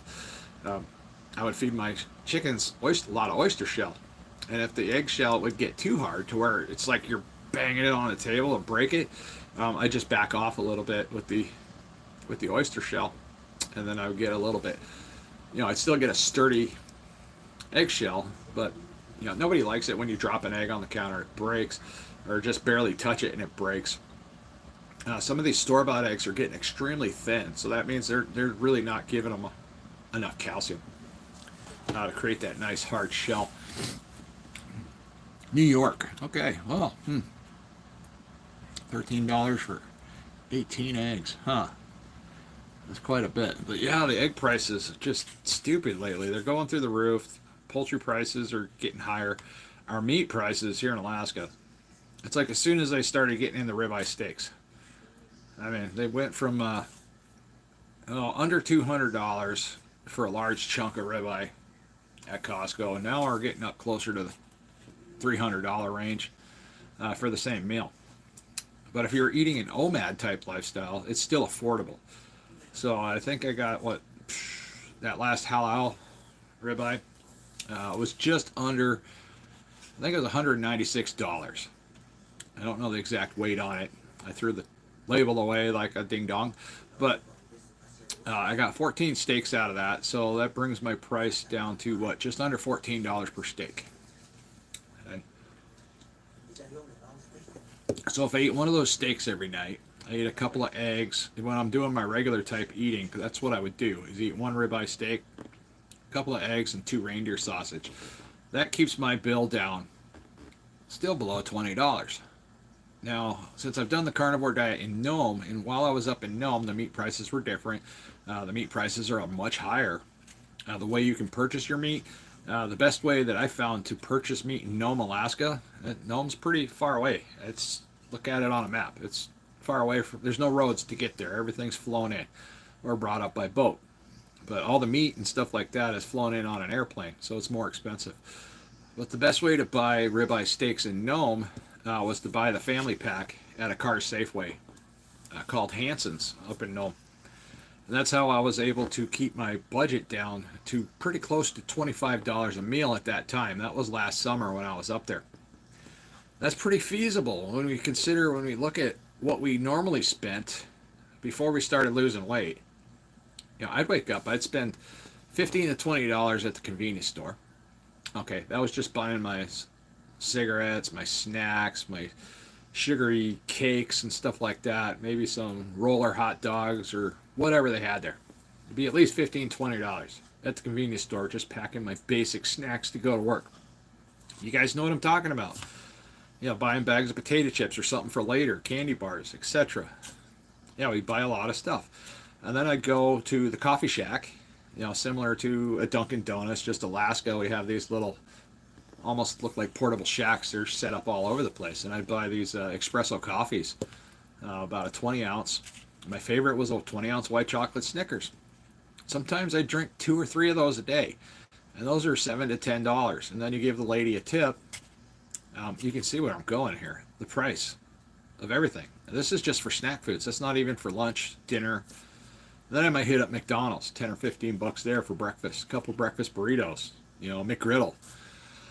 I kind of miss the way McGriddle made me feel, but now that I've been away from them, it's just like, no, I don't want that anymore. That's not good for me. It doesn't feel good after I eat stuff like that. If I want to dabble with stuff like that, I feel sick after eating, so I don't do it anymore.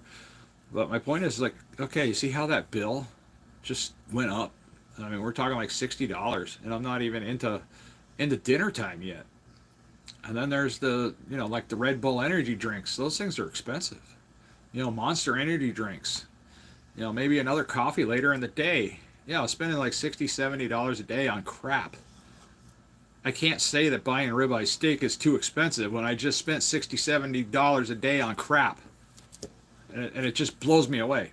How I used to think, I can't afford steak, it's too expensive. That was like when I believed that vegetables were the cure. Okay? I thought for a long time, because I practiced vegetarian, vegan type lifestyle for a little bit. But I was also under the same impression at that specific time, I can't afford to buy vegetables because, for one, I live in Alaska. Vegetables are expensive. They don't last long because they go through a journey to get here. And I was throwing away most of the vegetables I even got. So before I started losing weight, I was making a whole bunch of these crazy salads. Well, okay, I'd spend $100 on a frickin' salad, and then I cover it with crappy dressing. I just drown it in the dressing because salad's miserable. It's not very often you just sit down and just start munching on greens like it's something to enjoy. I mean, if the vegetables are Alaskan grown and like out here in my yard, you know, my wife grew them, I can handle those. But the stuff that comes up on the boat, the stuff that gets flown in or trucked up from the lower 48, that stuff's not good. I mean, that stuff's been covered with, sprayed with chemicals and stuff, and that's just starting process of all that. Because some of these containers that they come up in are like vacuum sealed, and they take away all of the oxygen out of it. Like the bananas, they come up with some weird chemical in there, and when they open the doors, they got to be careful, or else the door pops open and, you know, can kill somebody. So, all our bananas come up here green, like super green. Yeah, salad is miserable. I mean, just realize how many years have we been drowning our salad because it tastes like crap. I mean, we're covered in ranch, covered in Thousand Island or whatever, just covered. You know, and when I started the carnivore diet, I felt the same way about meat. I was just drowning it in barbecue sauce, ketchup sometimes, you know, A1 steak sauce. I had to have a sauce. It's like and then I finally got to a point, and it's somehow, you know, the further along I got with the carnivore type eating principles, I just stopped wanting sugary type, what do you call it, sauces. You know, barbecue sauce, yeah, that's got some sugar in it. So I had to, and it was also a hassle trying to science out every single sauce that I got. So once I got away from the sauce and I started using pepper as my main ingredient, and like stuff like butter, okay, that's super simple, right? Putting butter on your steak, yeah, that's easy. There's not a whole lot of science there. You don't have to read a lot of ingredients. I mean, it's kind of like the ingredients on the back of this can here. It's just water and carbonation. 0 calories. Nothing in here. Just water and carbonation. People are like, why would you want to drink that? That sounds miserable. Well, it's not. This is actually enjoyable compared to the plain water I've been drinking for the last year and a half. You know, or my electrolytes. You know, yeah, I'll make electrolytes with lemon juice, apple cider vinegar. That's got some flavor. This doesn't have any flavor, and it tastes delicious now. Because I haven't wrecked the program. I haven't wrecked everything. You know, just by drinking plain soda water. And if you were to hand me this 5 years ago, I would have took one sip just like my son and wanted to spit it out. Because I was addicted to sugar. I was addicted to the high fructose corn syrup. I was addicted to all the added ingredients that go into these drinks. And this is just water and carbonation. And it gives me the same feeling, you know, like drinking a Mountain Dew used to. This gives me the same similar feeling.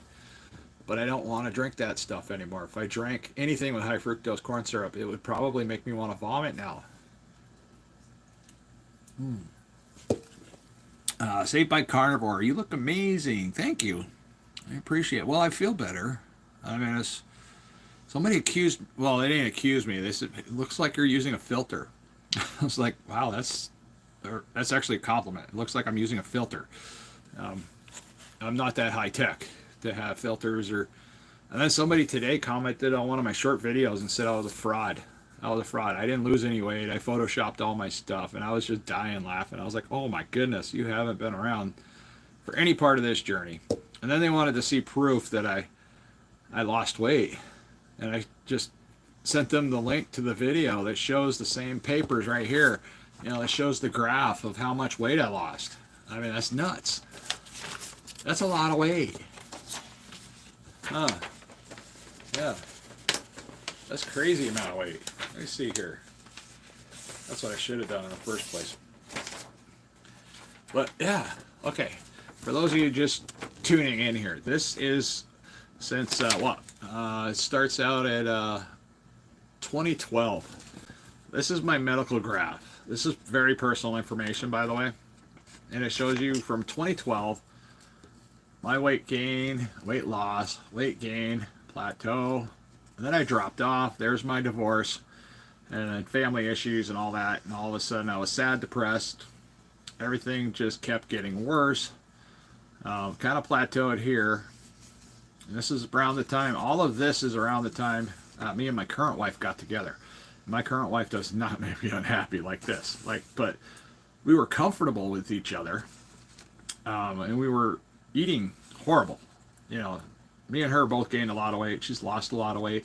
She's not doing the carnivore diet. I don't push it on her. You know, I mention it to her once in a while. She eats a lot of my similar meals, and she does feel a lot of benefits from eating a carnivore type lifestyle. But this chart here is my weight, you know, since 2012, and it shows my life.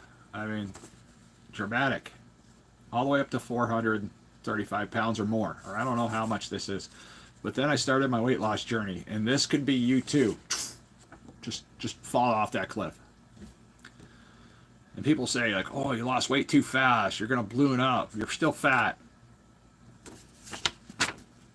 Okay. Okay. This is all I have to look at when people call me fat. Don't care. Call me whatever you want. You call me bald, you call me stupid, call me anything. I don't care at this point. That's the beautiful part of the carnivore diet. Your hormones are fixed.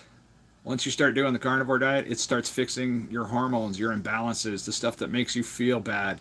All the anxiety, depression really do just melt away. I mean, this was the first Christmas time and New Year's that I ever went through that I can imagine in my entire lifetime where I wasn't experiencing some sort of depression. Every year around Christmas, I love Christmas, but I dreaded Christmas because I always felt sad. Not sure why. It was so normal that I didn't even realize it was a problem. I didn't even realize it was depression. I had no idea it was anxiety. And then now it's just gone. And I just went and spent a most amazing Christmas at my sister-in-law's house with family and screaming children and stuff everywhere. I mean, there was a lot going on. I mean, if I was my old self a couple of years ago, walking into that house, I would have just, hi guys, love you, bye, and turned around and left. I mean, I wouldn't have stayed for anything, you know, presents, dinner, nothing. I would have been out of there. Like, no way, I can't do this. This is nuts. Because there was so much going on in that household. First time in my entire life, I felt happy, content, and humble. Most important, humble, being humble. You know, God will do that to you naturally, by the way. So here's how God played a role in my entire weight loss journey, okay? I stayed back here. I'm on a CPAP. Everything's wrong with my life. I'm gaining weight. I can't figure out how to lose weight. I'm eating all the wrong foods. And I'm still thinking I'm being mindful about what I'm putting in my body. I got to the point where I just said this to somebody earlier today. I don't know how I didn't chew on a bullet. Because I was that sad. I was that depressed. I was in that much pain. I prayed for God to take my life. He didn't. In fact, it was like I was woken up out of bed. I'm already in pain. So I was in so much pain. It hurt to sit down here at this table. It hurt to walk around because my feet were swollen. It hurt to do anything. Going up and down stairs was almost impossible for me. I was terrified of stairs. I have like 4 steps. I was terrified of my stairs. I thought I was going to break the stairs. I mean, I was so fat, I thought I was going to break the porcelain on the toilet when I sat down. That thought crossed my mind many times. I was scared.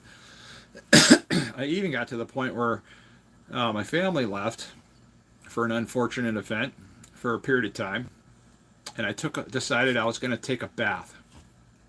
That was a mistake. Yeah, I'm over 400 pounds. I'm taking a bath. My family's gone. My cell phone's sitting right here at this table, and I'm stuck in the bathtub. 430 plus pounds, stuck in the bathtub. And all I can think is, my phone is out here. How am I getting out of the bathtub?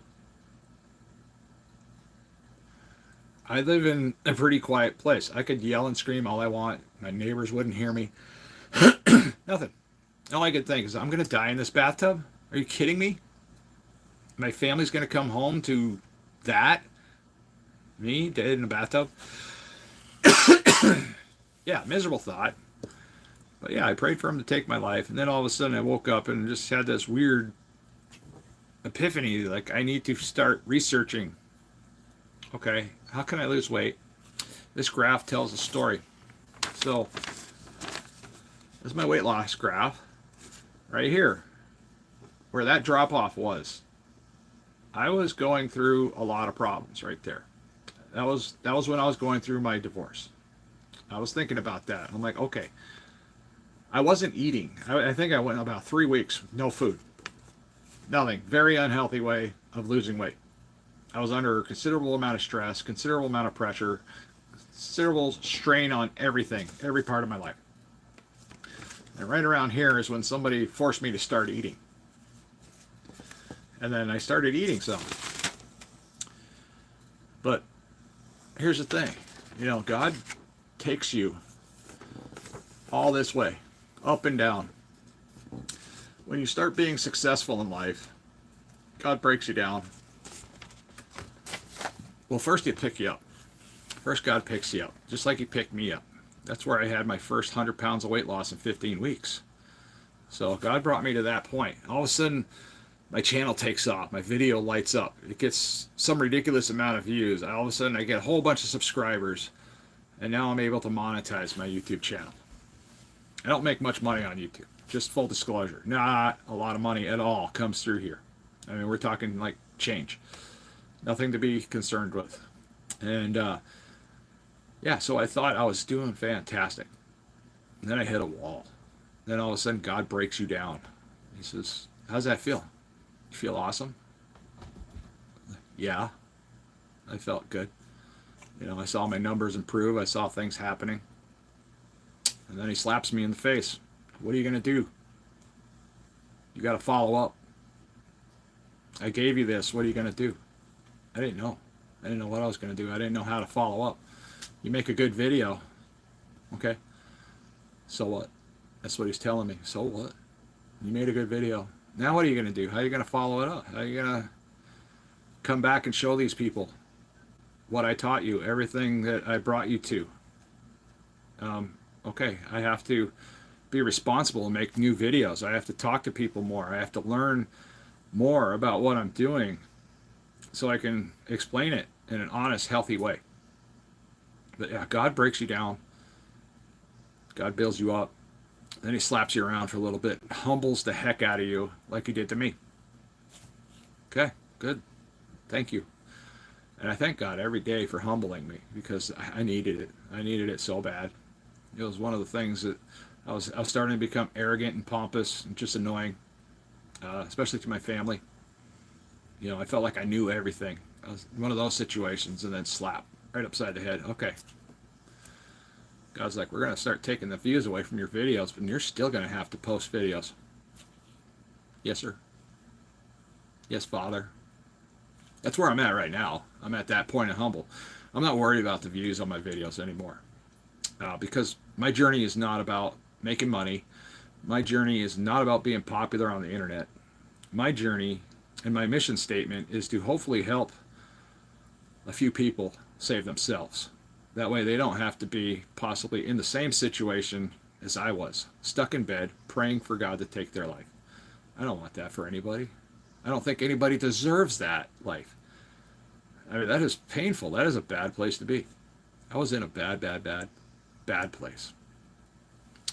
Let's see. Somebody said something. Big Brong. I don't know what that means. Guilford Studios. That doesn't even... I don't even know what that means. I'm starting to read that. You guys are commenting. I'm trying to read. Ah! That was my cat. Gray Bear come flying through here. I do. There are so many great resources and people to help. Shelby. Yes, Holly. You got this. Saved by Carnivore. His name was Alien, not Alan. Really? Well, I need my glasses to see that far. That's the problem with the whole comment thread for us people that have... So I can see good when I'm up close, but then you're like... Yeah, okay. Now I can read you guys. Now you get to stare at my shiny forehead. That's annoying. Okay, let's not do that anymore. That's just weird. Wow, that's a lot of eggs that I ate. 2, 4, 6, 8, 10. I've eaten 10 eggs since I started this egg fast. I think this is going to be the last one for the night. then I'm going to go take a shower, go to bed, get up, ready to go to work, and hopefully we're not experiencing another ice storm tomorrow, because I've had enough of that slippy, slidey crap. But the roads got really slippery up here. I mean, they were bad. Here in the neighborhood, it was like you couldn't hardly get to your parking spot. Yeah. I mean, I rarely call about anything to my trailer park. And I called the park owner, and I was like, do you have a sanding truck on the way? Because it's like dramatically slippery out there. I mean, like to the point where people are going to start running into homes. Type slick. And there was a sander that was coming through when I came home. I was like, oh, that's nice of you. Thank you. That's awesome. That's the one thing I like about this neighborhood. People downplay trailer parks all the time, which, great. Good for you. That's like calling me fat. And I'm in the middle of a weight loss journey. Okay, call me fat. But my point is that here in Alaska, we are surrounded by millionaires, and they live in trailer parks. Think about that. I mean, we have families that live in this trailer park that are millionaires. I know families in other trailer parks that are millionaires. How? Well, I know them because millionaires tend to own a lot of businesses, and when you're a truck driver, you get to learn who these people are, and eventually you recognize them and see that, oh, you live a couple doors down. How interesting. So keep that in mind when you downplaying trailer parks. You know, a lot of rich people live in trailer parks. The reason I live in a trailer park is because I can pay cash for a trailer. I can live there for 7-10 years, and then when I'm done with the place, I can just up and walk. Go buy another one. I can just give this place away at that point because I got all the money out of this place just by living here for 7 or 10 years. That's what we did with our last place. We lived there for 7 to 10 years. I walked away. And eventually the park paid me some silly little amount for it, but I was fine with that. I mean, something was better than nothing at that point, and I needed a little bit of cash right at that time, so I wasn't too butthurt about that. So yeah, this is what Redmond, let's see, can I get that in there? Try this. That works for the other people that do it on YouTube. So that's Redmond's real salt.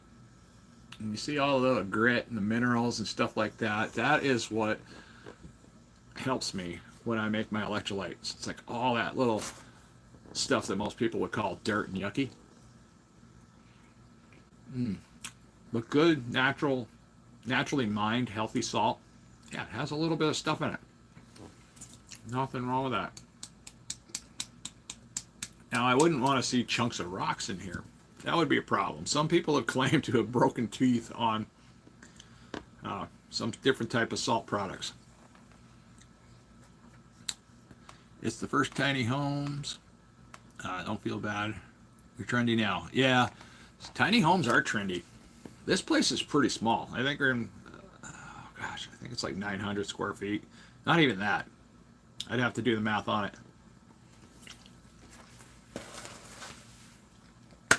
Okay, guys. I want to thank all of you that were here. Wow, this is an amazing stream for me. What the heck? Somebody donated a little bit of money. Thank you. Holly Hobby is here. That's great. Michael showed up. That's amazing. I need to try to find where Michael chimed in. I haven't heard from him. He probably does like me. He comes in, he dips out. I wanted to... Wow. You guys talked a lot. There's Michael. All right. Da-da-da-da. There we go. So Michael is a tech guy for Carnivore Cure and their live stream. And he's super helpful. He's super helpful. He's not my tech guy. I mean, I'm a hot mess when it comes to technology and computers. It took me like a month to figure out how to get one of these live streams to work and have everything set up the way it is. And what the? Saved by Carnivore. Oh, thank you. Oh, you guys, you're blessing me today. Thank you very much. I appreciate you guys. But yeah, well, let's get back to the monetization talk. All right, I got a full breakdown of what I get paid for every month, and it's like 100. So about every 2 months on average, on YouTube, and I've been doing a lot of content. I do a lot of these vertical live streams. I'm lacking in the shorts department. I'm not very good at making shorts, nor do I have the energy to spend 2 to 3 hours building a really good short. So I don't get much there. But about every 2 months is about $130. That's about what I make. That's my average on YouTube. So yeah, don't think just because people are posting and doing live streams on YouTube they're making a bunch of money, because that's just not true. I mean, unless I really get into pushing affiliate marketing type stuff, posted a lot of links, I'd really have to up that game. I'd have to start doing a lot of reviews, and I plan on some reviews. I do have some products I want to talk about because I want to get into more outdoor type cooking next summer. Now, if I go to Nome for the entire summer, not sure what I'm going to do there, but I might.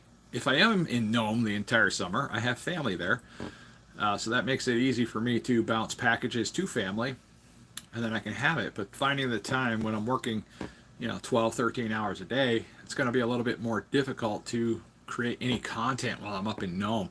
Aw, what is this? Oh, you gifted a membership. You're awesome. That's super cool.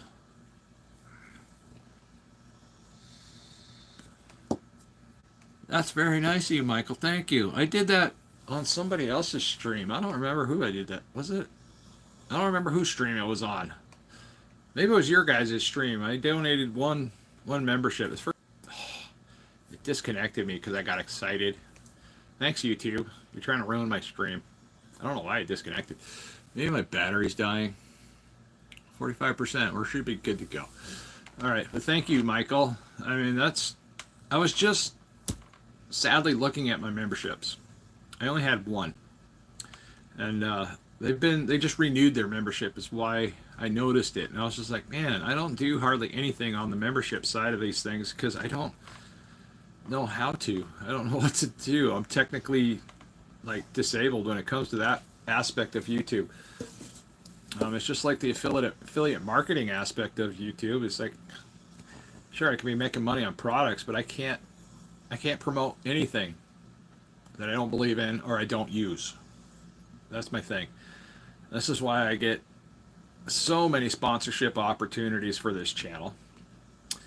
Yeah, thanks, Michael. You're great. Now you got to make members videos, and he knows the responsibility behind that, because I don't know if you and Todd got into that. I know Todd does some stuff, and I'm always like, man, I wish I could see those because I like Todd's stuff. I love knowing what Todd's doing. All of you guys, Lindy too. It's just, I feel blessed. You guys are awesome. If it wasn't for you guys, no way, I'd still be here. I mean, I had a hard time. Scott at Carnivore, what is Scott's channel name now? I used to know that off the top of my head. I forgot. Carnivore Scott, is that what his channel name is? I don't know, but yeah, he was my first live stream ever on YouTube, and I was terrified. And he invited me on, and everything went really well. I felt pumped after doing that. And then I got invited to your live stream that one time. That was amazing. Yeah, he's been struggling. I was there that night. Oh, okay. I got his email. I think I have his email. I do. I need to go back through. I just went through all of my old emails for the year, and I started sending people random emails. Just checking on them, seeing how they're doing. Some of them are viewers, some of them are YouTube channels. I left Todd alone because I bug Todd so much. I mean, I feel sorry. I don't know how he puts up with me. I thought he would have blocked me by now, because there were some times in my journey where I was just sending him messages every day. You will be the Mitch of Alaska. I'm not sure what that means. The Mitch of Alaska? I know there's a meaning there. I just can't think of what Mitch of Alaska. Mitch. No, Todd is great. I'm so thankful. I'm so thankful to have him as a friend. I mean, because when I first started getting into the actual getting subscribers and videos and stuff like that, I found Todd just magically. And he was making videos, but some of his videos were just so cheeky to me. And I feel like I went over the top when I said, "Hey Todd, calm it down with the flashy lights and all the weird stuff you got going on. That's not who you are. It doesn't look like you." And he did. He listened. And then all of a sudden things started picking right up. I'm so proud of him. Todd's just okay. Don't give him a bigger head. His hat won't fit. Well, he's gotta cover this up. The dome, you know. I like his hat. I liked what you guys did on Christmas time, Michael. That was fun to be a part of, and even though I was on the sidelines, it was nice to see you guys doing that for everybody that follows you. That is amazing. I mean, all of you have been an incredible part of this community, and that's what this community is about. It's just about us helping each other, and yeah, other people are always invited. We invite everybody in. You know, if you want to learn a little bit more, learn how we're doing it, learn what we might have figured out and what we screwed up. That's where we learn a lot. It's when we talk about our mess ups, because we screw up stuff all the time. None of us are perfect. We're all human. Yeah, absolutely, Michael. Michael, correct me if I'm wrong, but didn't you start doing YouTube stuff like right after that 100-pound weight loss video and you commented? Because I do believe I remember you commenting. I mean, I could be totally wrong, and I'm okay with being wrong, but I think he started like a lot of everything that he was doing because of my 100-pound weight loss video. And that was quite miraculous. 15 weeks to lose 100 pounds. I thought that was just awesome for myself. I mean, it just felt so good. I remember a year ago you have really killed it, saved by Carnivore. Yeah, I've been just basically doing what I set out to do, which was what I say. You know, 90-10 eating principle works. I mean, carnivore, vegan, I don't care. You focus on a 90-10 eating principle, and your brain, I mean, if you're severely carb addicted, sugar addicted, you got other type issues, addiction, stuff like that, 90-10 eating principle just works. I don't know what the magic is. There isn't any magic, except for you just tone down the 10% the best you can, and you try to be responsible with whatever the 10% is, and it comes at a really fast, natural pace. And then your weight starts coming off. You start losing belly fat. You start losing fat in other places, and then you start getting the nightmare of the excess skin. That's going to be a problem. I can already see that being a problem now, especially on my inner thighs. That's annoying. Don't like that. I can't imagine what it'd be like to have more. Yeah, saggy, droopy body parts. Like the underarm flab bugs me too. This stuff right in here. Not too happy with that. So I was thinking about starting lifting weights again. And if everything goes the way it used to go for me in the past, I can just basically sit there across the room and stare at my weights, and then all of a sudden I start bulking out, my shoulders square up, my arms will just start poofing out the shirt pretty quickly. If I'm lucky, that might happen again, but I'm not going to hold my breath. I'm 50 years old, guys. I'm working circles around the 30-year-olds and 20-year-olds now. I never thought in a million years that something as simple as losing weight and the carnivore diet would get me to that point where I could just do stuff again. You know, climbing ladders isn't terrifying. Going up and down stairs, no big deal. You know, I've been doing physical labor once in a while at work. Not every day type stuff, but I had a semi-end dump that had like 9 or 10 tons of frozen gravel in it. This is a big metal dump truck with frozen gravel in it. And I had to shovel all of that out by hand. And I shoveled like 5 or 6 tons by hand. And a semi-end dump's a long trailer. And so I shoveled about 5 or 6 tons. Got it broke up, got it loose. It was so cold outside that before I could get out of the get out of the trailer and climb back in my truck and lift the dump body of the dump truck, that 5 or 6 tons froze solid again. Yeah, So I had to reshovel 5 or 6 tons of that same gravel that I just shoveled for 10 or 15 minutes. But now I'm shoveling, smaller increments. So I'm shoveling like 3 tons, jumping out, climbing in the truck, dumping the bed, getting that 3 tons out, coming back in, shoveling another 3 tons. And I did that like 12 times one night. And it took me almost an hour and a half. But I had to have the trailer clean because this was, contaminated material and it couldn't come back. It had to be left at that place. So I was stuck out there by myself. It was getting dark. It's the middle of nowhere, Alaska, and it's cold. And I had to reshovel like 6 or 7 tons of gravel I just shoveled because it froze. And I felt wonderful after all that. I felt wonderful. And then the funny thing is like other people talk about working out on the carnivore diet, how they don't feel sore. I felt great. Came home, slept great, woke up the next morning, ready to go to work. I have never eaten any other way in my life where I feel like that after going through that night of heck, trying to get that gravel out of that semi-end dome. Because frozen gravel is not fun. It's like shoveling concrete off the sidewalk and the concrete's already set up. It's like almost impossible to move. But I felt like $1,000,000 the next day. Not sore. Nothing like I would have usually felt. But okay, guys. It is, it's after 7:30 here.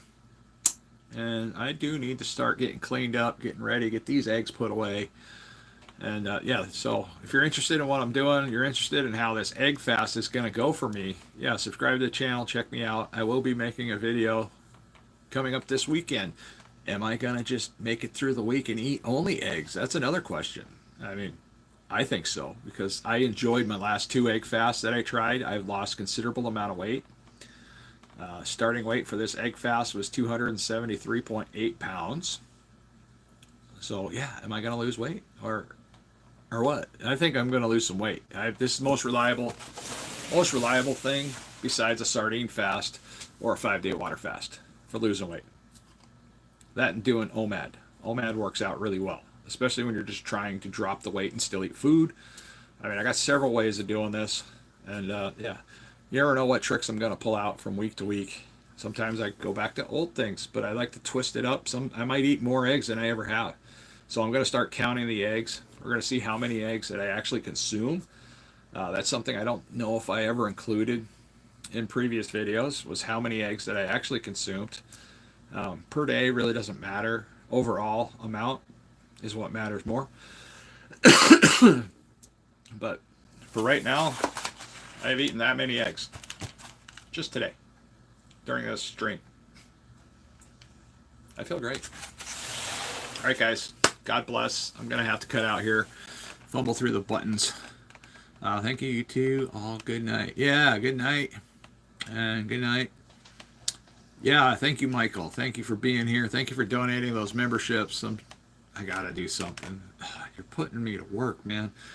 The only reason I'm doing this stream is because we got out early today because of an ice storm. And then I had to go rescue my children. And then I decided to switch up my 5-day water fast and turn it into an egg fast because I was like, I have all these eggs that are going to go bad in my fridge while I'm doing a 5-day fast. That's a talking point right there. I got to include that in this week's video. Sorry, guys. Good night and have a wonderful day.